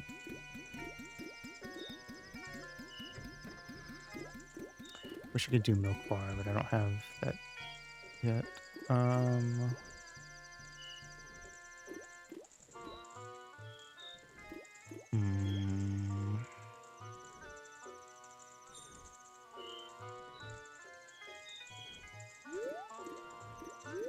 Guess we can do these two at the Milk Road.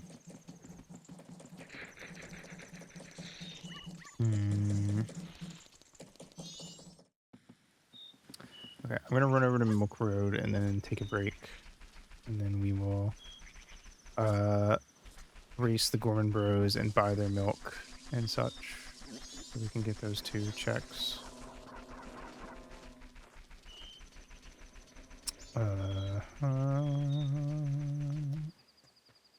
Wish I could remember what I was gonna say earlier, but I totally forgot.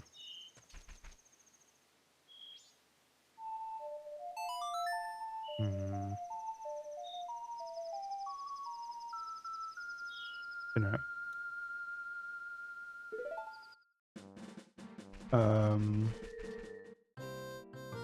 Oh, they're not here. Oh, I probably have to. Oh, are they gone if you do the Crimea thing? Maybe. Okay, I'm just gonna reset time then, and then after we do that, I'll pause and take a break.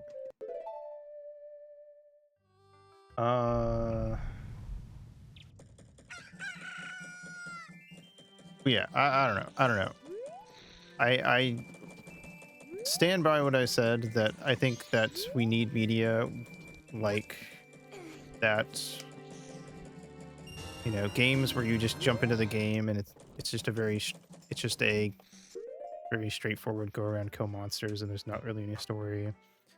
Smut, that's just it, smut for the sake of smut. Shonen battle manga where they just fight just for the sake of fighting, and there's not much deeper to it than that. Yada yada. In the same way that the opposite, you know, both sides need to exist. I just prefer one side, which is the that I like have trouble getting attached to a world if there aren't like characters and a story that uh, guide me through it to at least some degree. You could, in a way, you could kind of say that Undertale and Deltarune, or not even in a way, it's kind of just true. It's just like a series of hallways, and you just you just are constantly talking to characters or having fights along the way. But it's really just a bunch of hallways over and over again. But I don't mind because I think that the things happening in those hallways are interesting enough that I don't need it to be any more complicated than that. Like, I think if the layout of those games was a lot more maze-like, I think it would just make them unnecessarily. It would just unnecessarily pad them out and be boring. You know.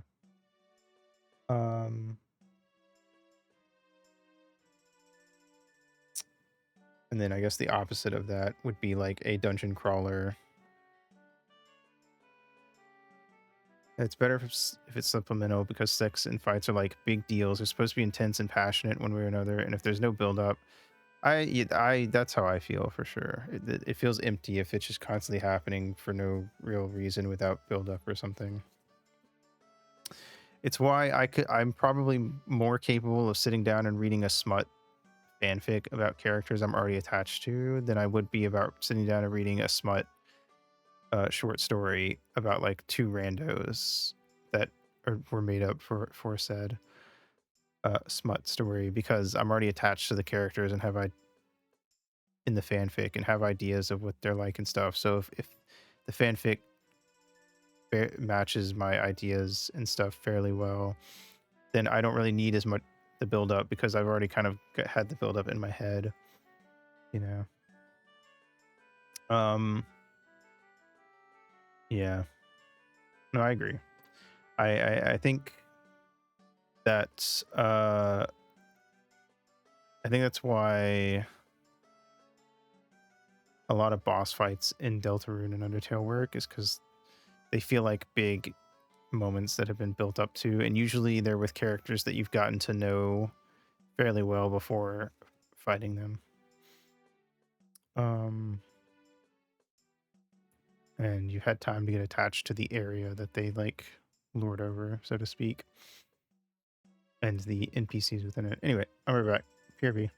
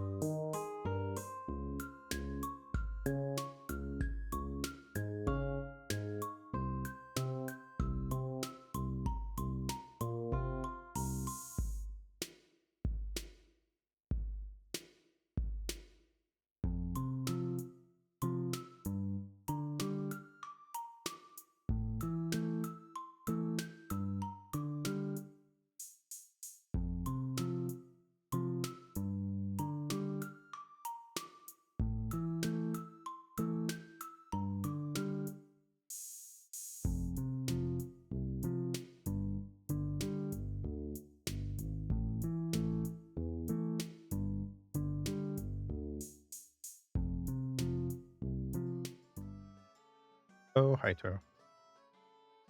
All right. Let's get Milky.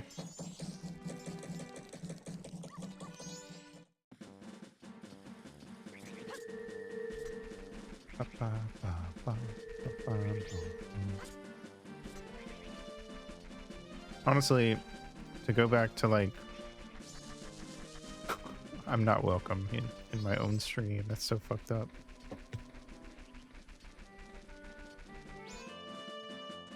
You don't want to drink a tall, cold glass of milk to cool you down.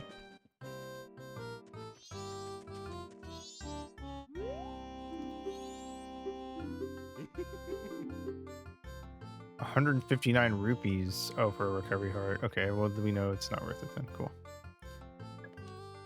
No.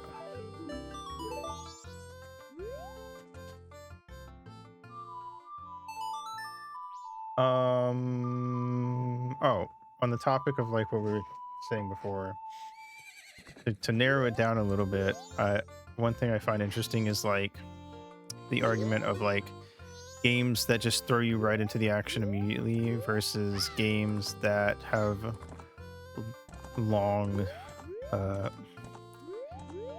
bits of like required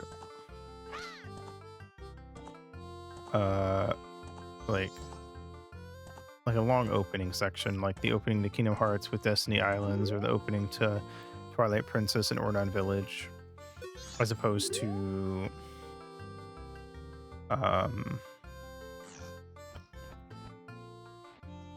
let's say like Dark Souls, where like you can just kind of skip the opening cutscene and you're playing the game. That's really, and technically you are in a tutorial area, but it's pretty short, especially if you know what you're doing. But even if you know exactly what you're doing, replaying Kingdom Hearts and going through Destiny Island still requires you to like do a bit. Would you really be?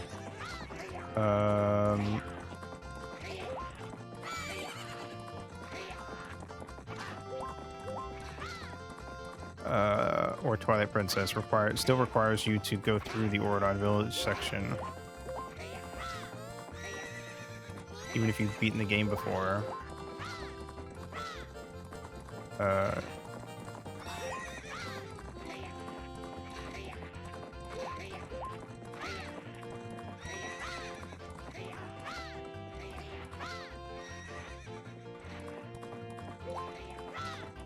Cool, I win.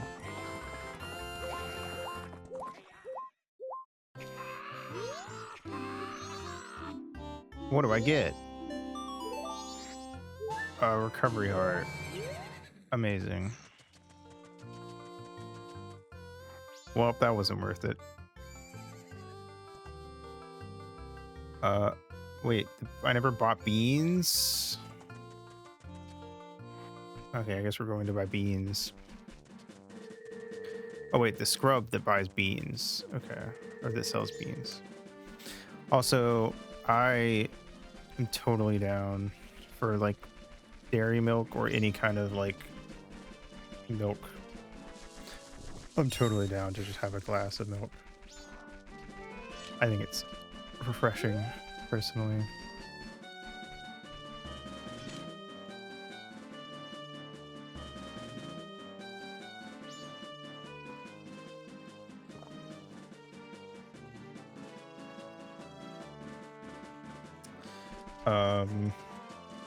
Yeah, I was gonna say, how do I sleep at night?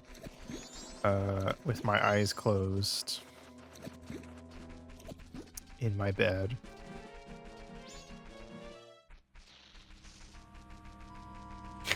I'm definitely not welcome back. That's fair. I accept this.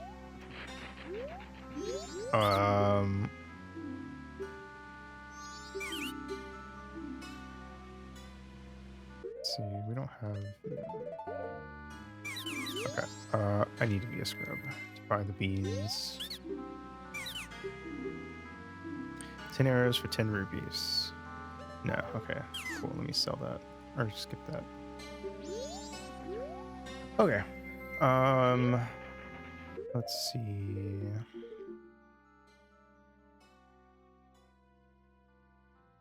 Wait, is that a red potion? Oh my god, when did I get that? I didn't even notice. All right, cool. Then let's go to the Woods of Mystery.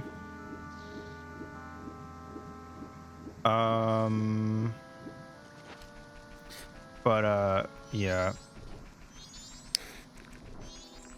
I was basically gonna say I would much rather.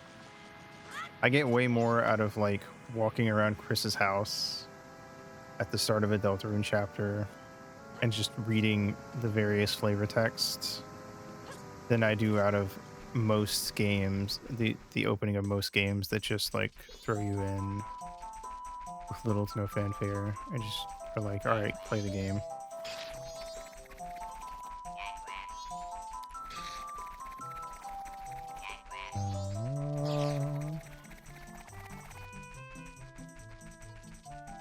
Hi.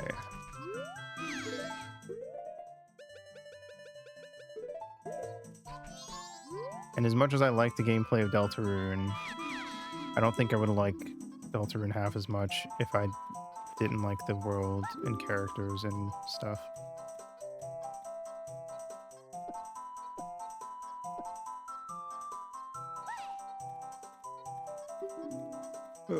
Yeah. The only games I can think of off the top of my head that I'm like, yeah, this is a game I like for the gameplay and basically, and very little else, is like Mario 64 and Super Mario Odyssey.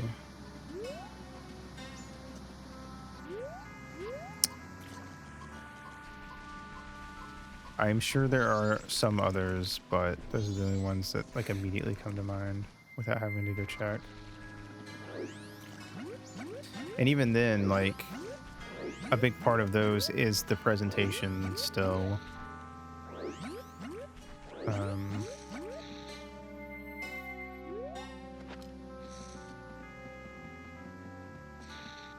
So, you know. Okay. Did I do... Wait, did she give me a Picto box? What did she give me?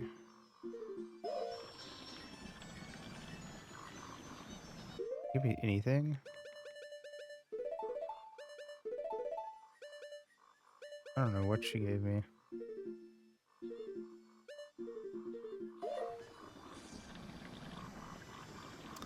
Alright, well, I guess we're gonna ride this, and I'll see if it gives me anything at the end of the ride. Yeah, I don't know. And I guess I can pull up my list of games. Like, I do definitely, like, with a lot of my favorite games, I try not to replay them in a... I guess I skipped that cutscene too. Oh, what the fuck? Okay. That was weird. In a I'm reading literally all the dialogue kind of way. Or like watching all the cutscenes kind of way. There we go. Arrows, okay. So I don't have a Picto box, so I can't do that. Those other two yet.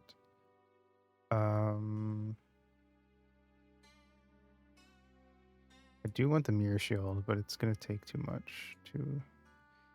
I don't have the big enough wallet for it.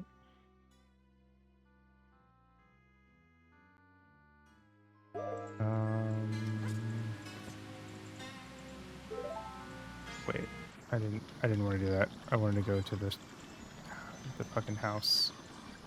The spider house. Whatever.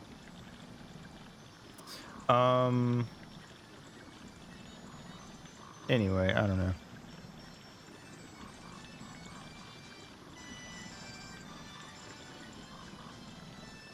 Oh, I was gonna say, but like the reason that I'm so attached to those worlds in the first place is because of the story and characters and stuff that were there the first time I played it. So like Majora's Mask, tons of wacky characters in an interesting world, yada yada yada. Deltarune, same dealio. Snake Eater, same dealio. Undertale, same dealio. New Vegas, same dealio. There's so much stuff I haven't done in New Vegas because I have zero interest in like wandering off and doing all the open world type stuff. I just played through like the main path, so to speak. No.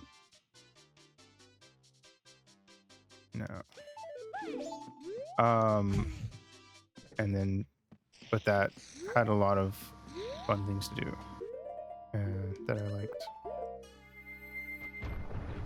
But I will never do a lot of. There's so much in that game I will never touch because I don't like. I'm not the type to go around to like every nook and cranny in like an open world game and try to find every little secret. Oh shit.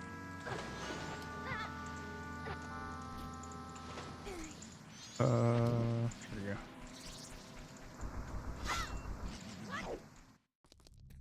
Honestly, even with Deltarune, I thought about it, and like, if I was someone who waited until the entire game came out, I wouldn't bother with like doing most of the secret stuff. I would probably do a normal playthrough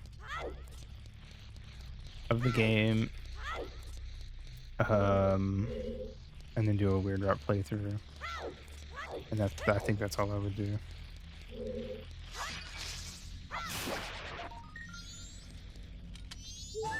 All right.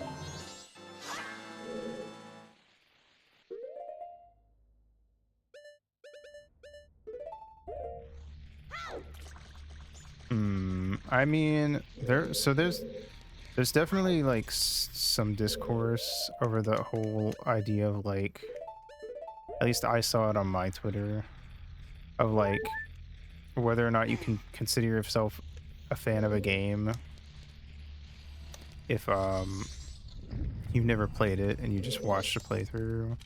And I don't really get the idea of like you have to have played a game to be a fan mindset. It doesn't make any sense to me.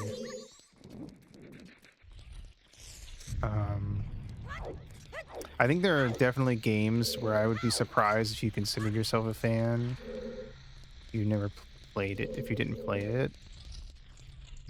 Like, the less story there is to a game, the weirder of a statement I think that would be.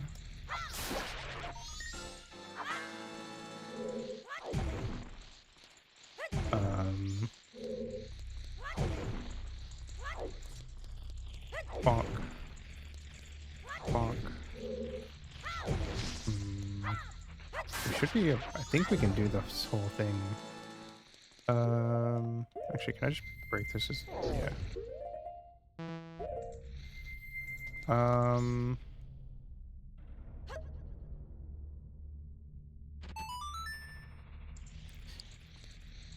But yeah, I guess that is an interesting point in a sense that like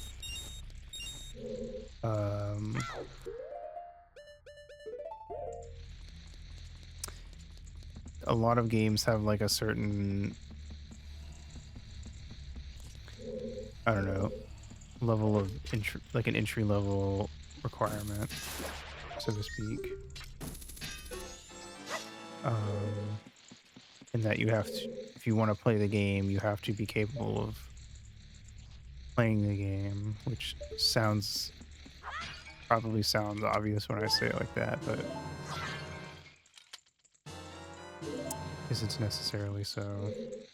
If you play games that I liked that I've only watched playthroughs, I would have.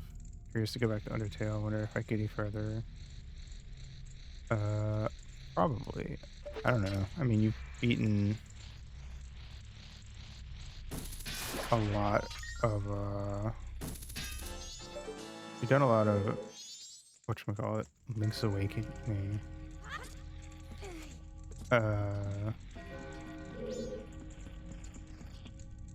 And a bit of Ocarina of Time. I mean, I feel like you've like picked up games and made progress in them.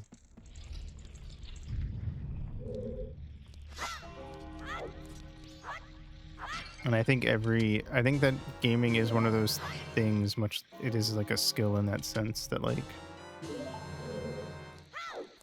the more time you've put into playing games just in general makes all other games like that teeny tiny bit easier.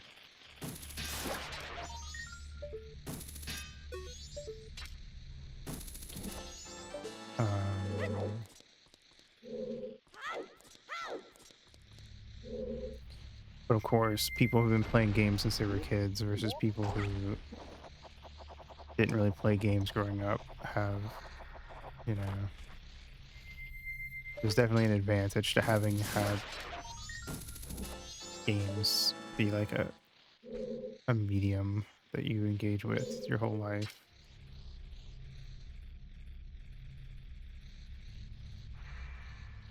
Where? Oh, there you are.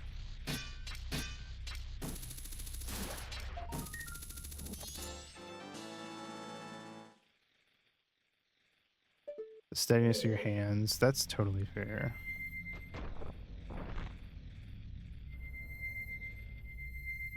Yeah, that is the thing with Undertale and Deltarune, is that they are games about dodging bullets. You know, they're bullet hell games. So it does require like precision, especially if you wanted to do like the more secret bosses or something.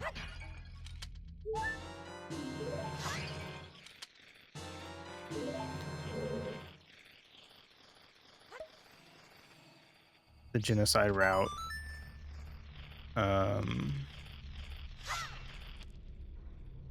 Is already like, even for me, when I first played Undertale,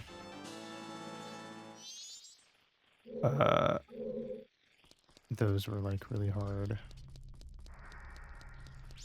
You did do Helltaker, and if I'm being honest, you got through it faster than I think I would have expected, based on like your level of experience and stuff.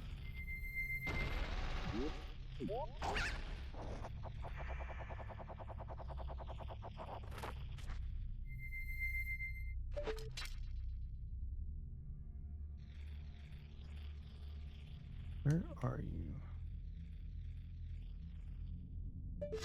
Rigor. Where this guy's at?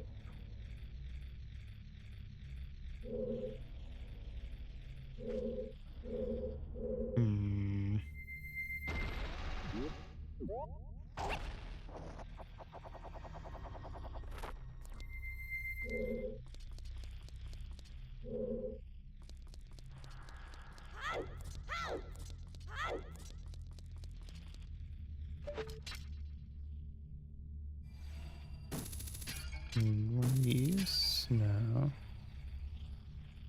Where the fuck are you?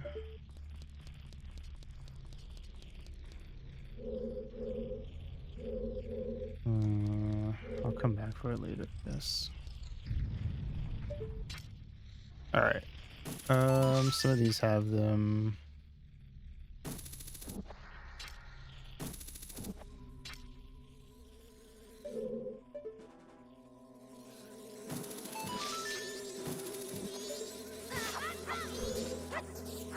Fuck off. Fuck off. Fuck off.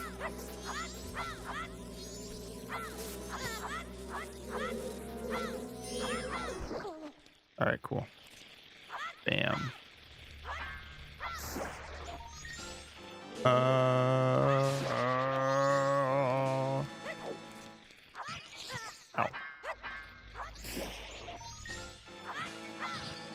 Cool.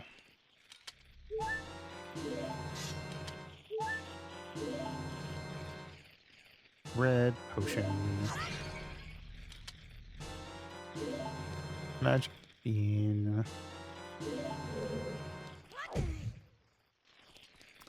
I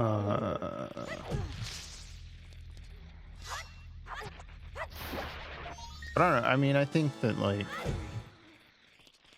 at this point, especially, there's so many different types of games that like being a gamer doesn't mean a lot, in sense of like, if you're like looking, like it doesn't.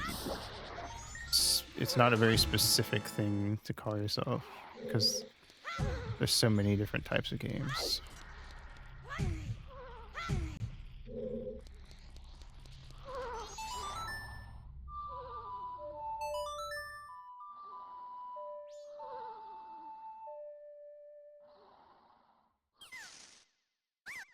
And some people stick to pretty specific genres, while other people play like a ton of things across a bunch of different genres.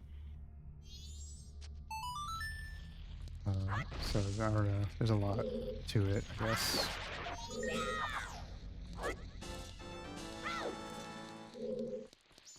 Like back when arcades really started taking off in the West, I feel like game genres and stuff were a lot more limited. So you could kind of just ask someone's favorite game, and whatever they said, you could. Oh my, the Lens of Truth, the Circus Leader Mask. Those are both really good. Well, actually, I don't think the Circus Leader Mask does anything for me because I already did the Crimea thing. But it is a check. And also the Lens of Truth is very good. The Lens of Truth would have been really good if I did this before going to Monty Ranch, because it makes them not attack you during the chase scene. But anyway, but I feel like nowadays, if I say my favorite game is Majora's Mask, you could probably make assumptions about what I like in games,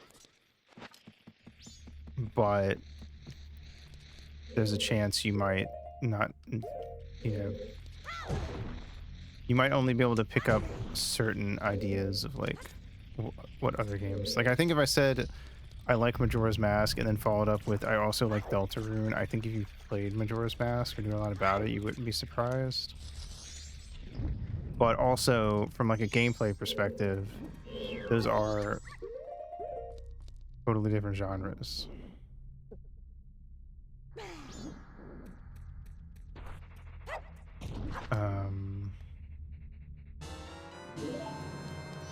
But they have a lot of overlap in like vibes and themes and such.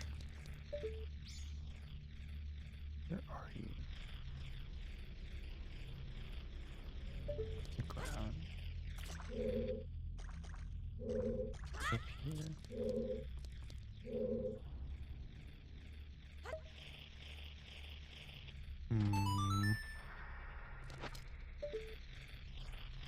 Gotta be in there.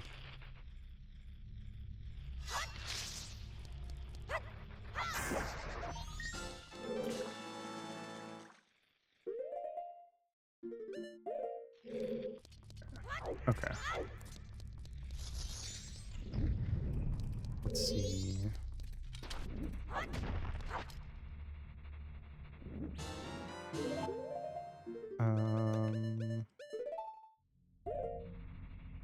Come on, drink fast. Come on, so I can catch another bug. Oh, there we go. Nice. But yeah, I don't know. But like, you can be somebody where like 90% of what you play is visual novels, and I would still say you're a gamer because those are games.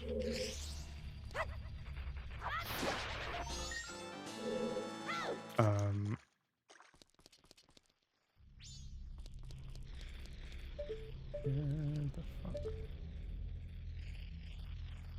Didn't I already check that? Where are you?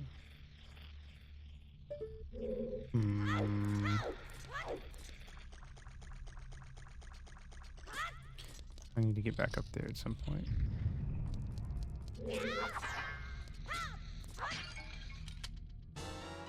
Where's these? Yeah, I did. Okay, let's see.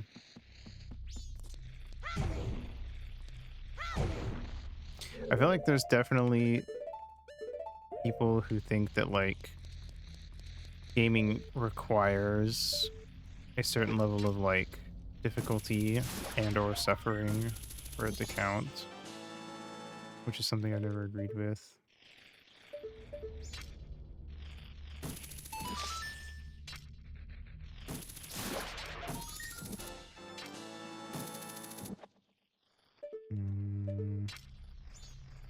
And I don't know, while I agree that it is good to challenge yourself in ways when you can, to at least some extent. Whoa, nice. I also don't really feel like there's anything inherently wrong with like, I don't know, putting a game on baby mode and basically letting it play itself.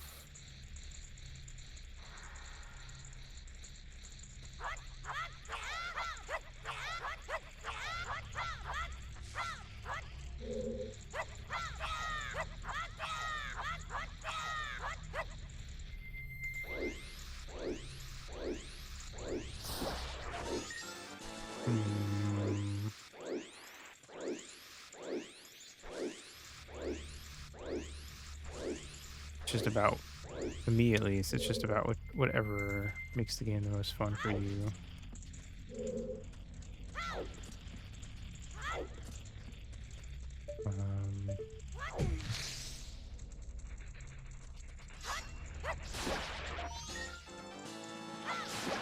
But I think sadly all mediums come with a certain level of elitism of like, it's like saying that you're not really a reader unless you've read, I don't know, a certain book or books that are X amount of years old, or yada yada yada.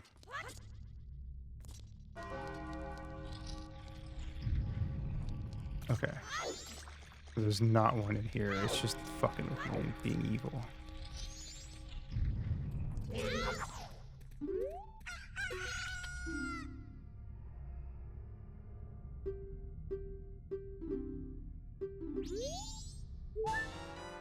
Swamp spider, main lower pot. These two. Okay. Bam. Okay, swamp spider house is completed.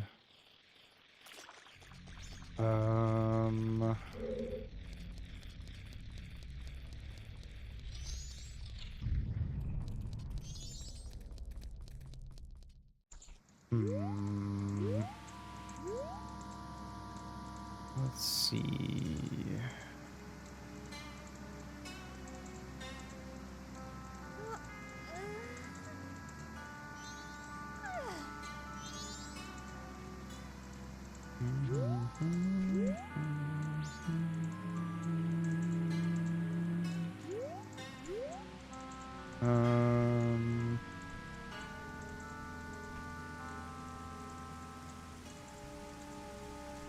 Wait. I can't warp, so I gotta go the long way. Alright. Hiya. Okay. Bam. Oh, wrong thing. There we go. Alrighty.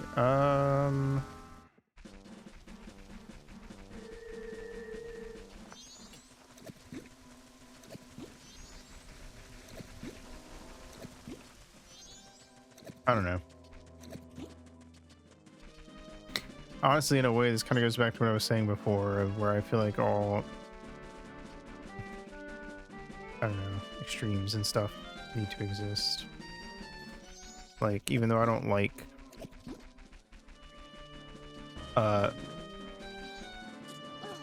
shonen battle manga where they just kind of fight for the sake of fighting, for a lot of people that is potentially their like I don't know, the thing that's going to get them into manga in the first place. And I don't really think that them getting into it through a series or whatever that I don't like necessarily makes them any less of a fan of the medium than I am.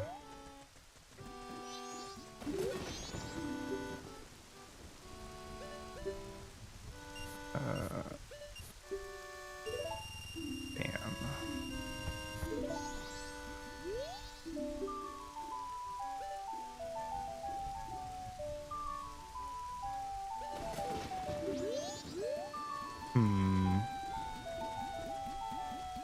Wish I knew how to get the where I can find the bigger wallet upgrade.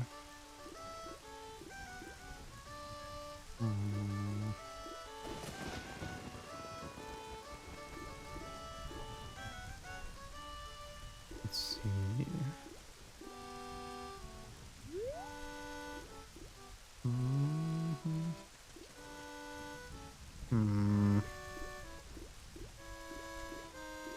I guess I think of what I can do right now.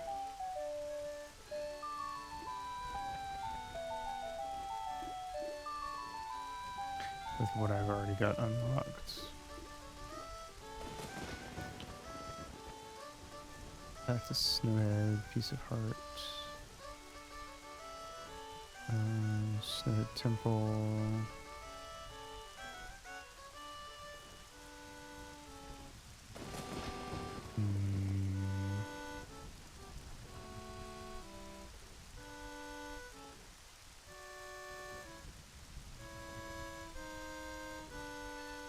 We could get some of the pots in Great Bay that require... I guess I do have... Maybe we should go back to Koran Village real quick, because I do have the Lens of Truth now, and that does open up some things. So, let's go do that real quick. And then we'll wrap up. And maybe next time I bring this randomizer back, we will make some progress. Or make better progress.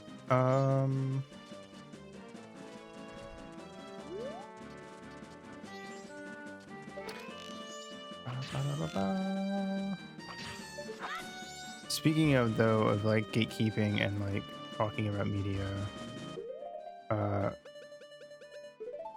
feel like a lot of online spaces these days just like absolutely suck for that sort of thing. Like, I feel like a lot of people online don't care to discuss media so much as they want you to agree with their pre-existing opinions. And want to put you down for having an even slightly different opinion.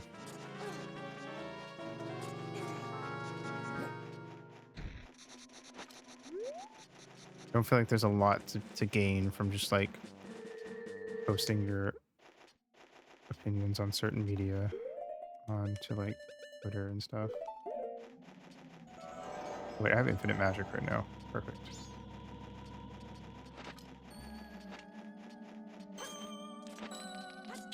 Cool.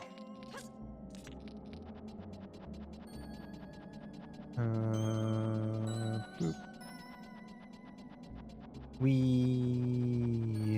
Good thing I have climbing speed turned up. Although that kind of made it more difficult, to be honest. Because, oh wait, oh, is it left again? Oh, that's where I was that's what I was doing wrong earlier. I thought it was right there. It's left, left, right.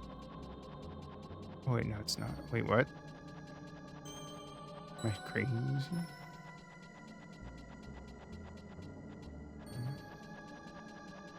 They're right there.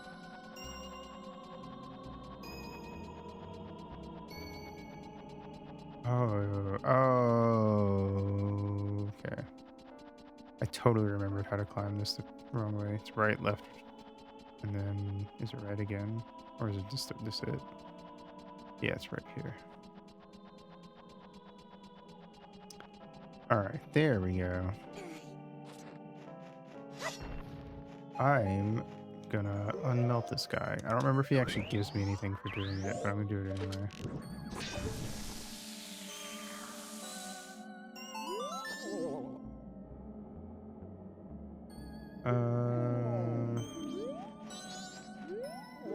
No, I don't think he does. Okay. Let's see.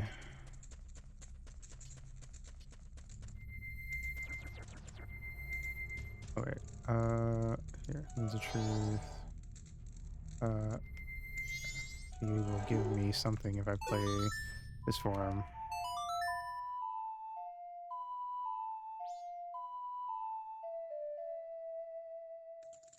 We got... Okay. Nothing, basically. Grab. Alright. This is kind of useless to me because I already have the, fire arrows, but I'm just gonna do it anyway.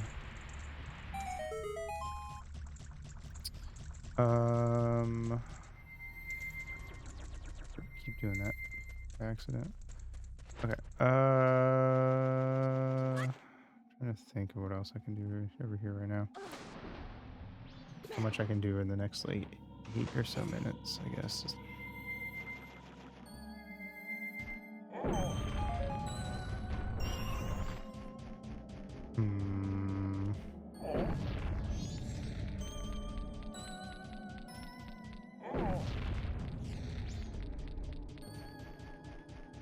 Let's see.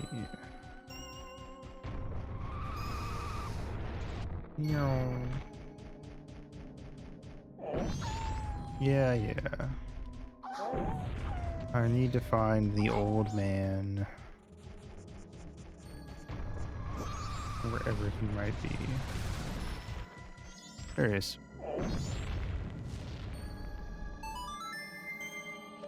Boop. Hi.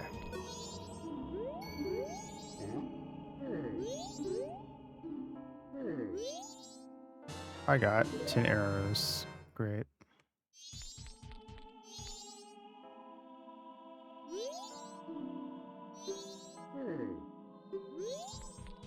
Cool. Well, I didn't do a whole lot, but that's okay. We can go into the village. Oops. Hold on, let me put the fucking Gormass down here. Okay, that's better. And do the cavern in the back. Because it has some chests in it that I think we came here before and I didn't get them because I couldn't see the invisible stuff, so I wasn't sure where exactly to go. I just kind of gave up on that. Oops. Now I hit the wrong thing. Again. Bam. Okay. Let's jump across these.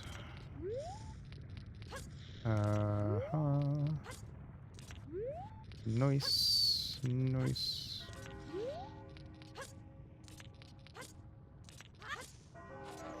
I also think an interesting thing about modern gaming is how much mixed media there is in a lot of it. Whereas the further you go back, the more often games tend to have like an extremely set identity and genre and whatnot.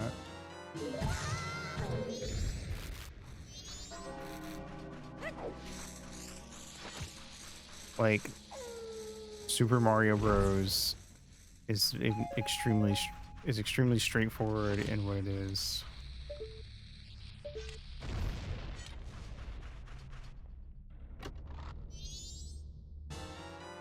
Okay.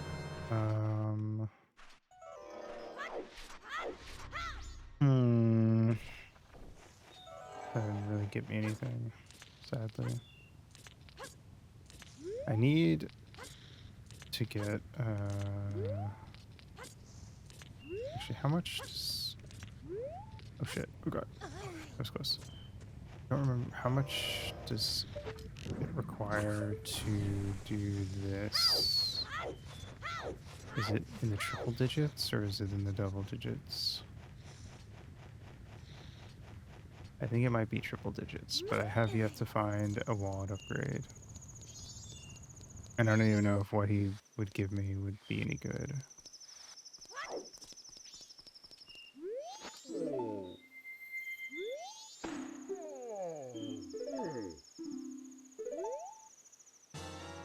Oh, never mind. It just gives me a magic bean. Okay, cool. I guess that's not bad.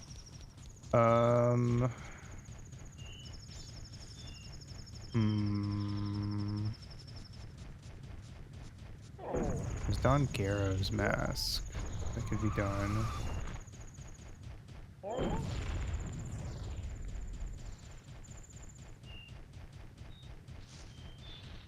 Hmm.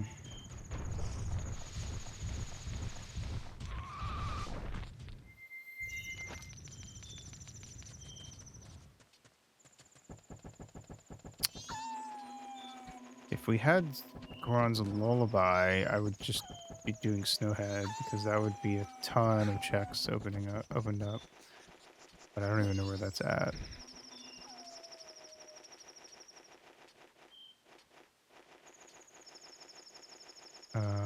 So I guess I will go save at the owl statue. And we'll pick up here next time I decide to play this. Yep. Oh shit, I always forget. It defaults to no. Okay. I'll probably bring this back in a few weeks just to see if we can make any decent progress. They're good, like, just chatting about random shit that comes to mind type streams, I think. But yeah. Tomorrow we're gonna do more, whatchamacallit? Ace Attorney.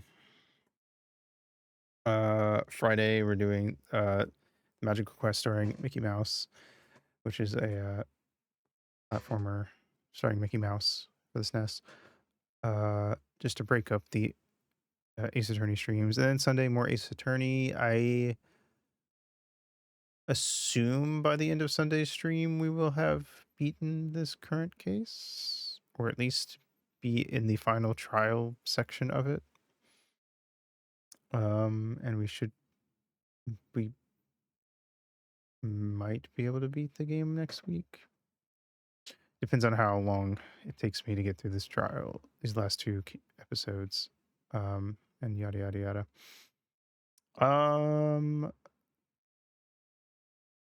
Oh, and then Saturday we will be watching some MLP in the Discord. So yeah, cool.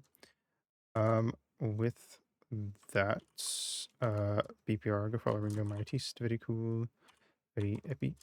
And here's a raid message if anyone wants to do that. And yeah, I will see if I can find somebody to raid. Doop-a-doop-a-doop.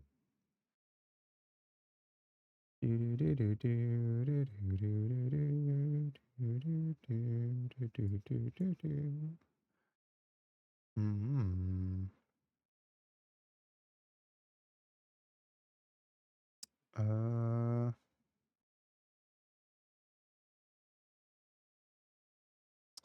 Looks like Sharky is streaming, who has not streamed in a while.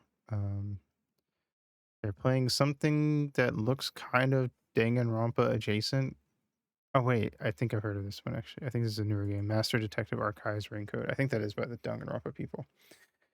So I guess we'll raid into Sharky. Say hi.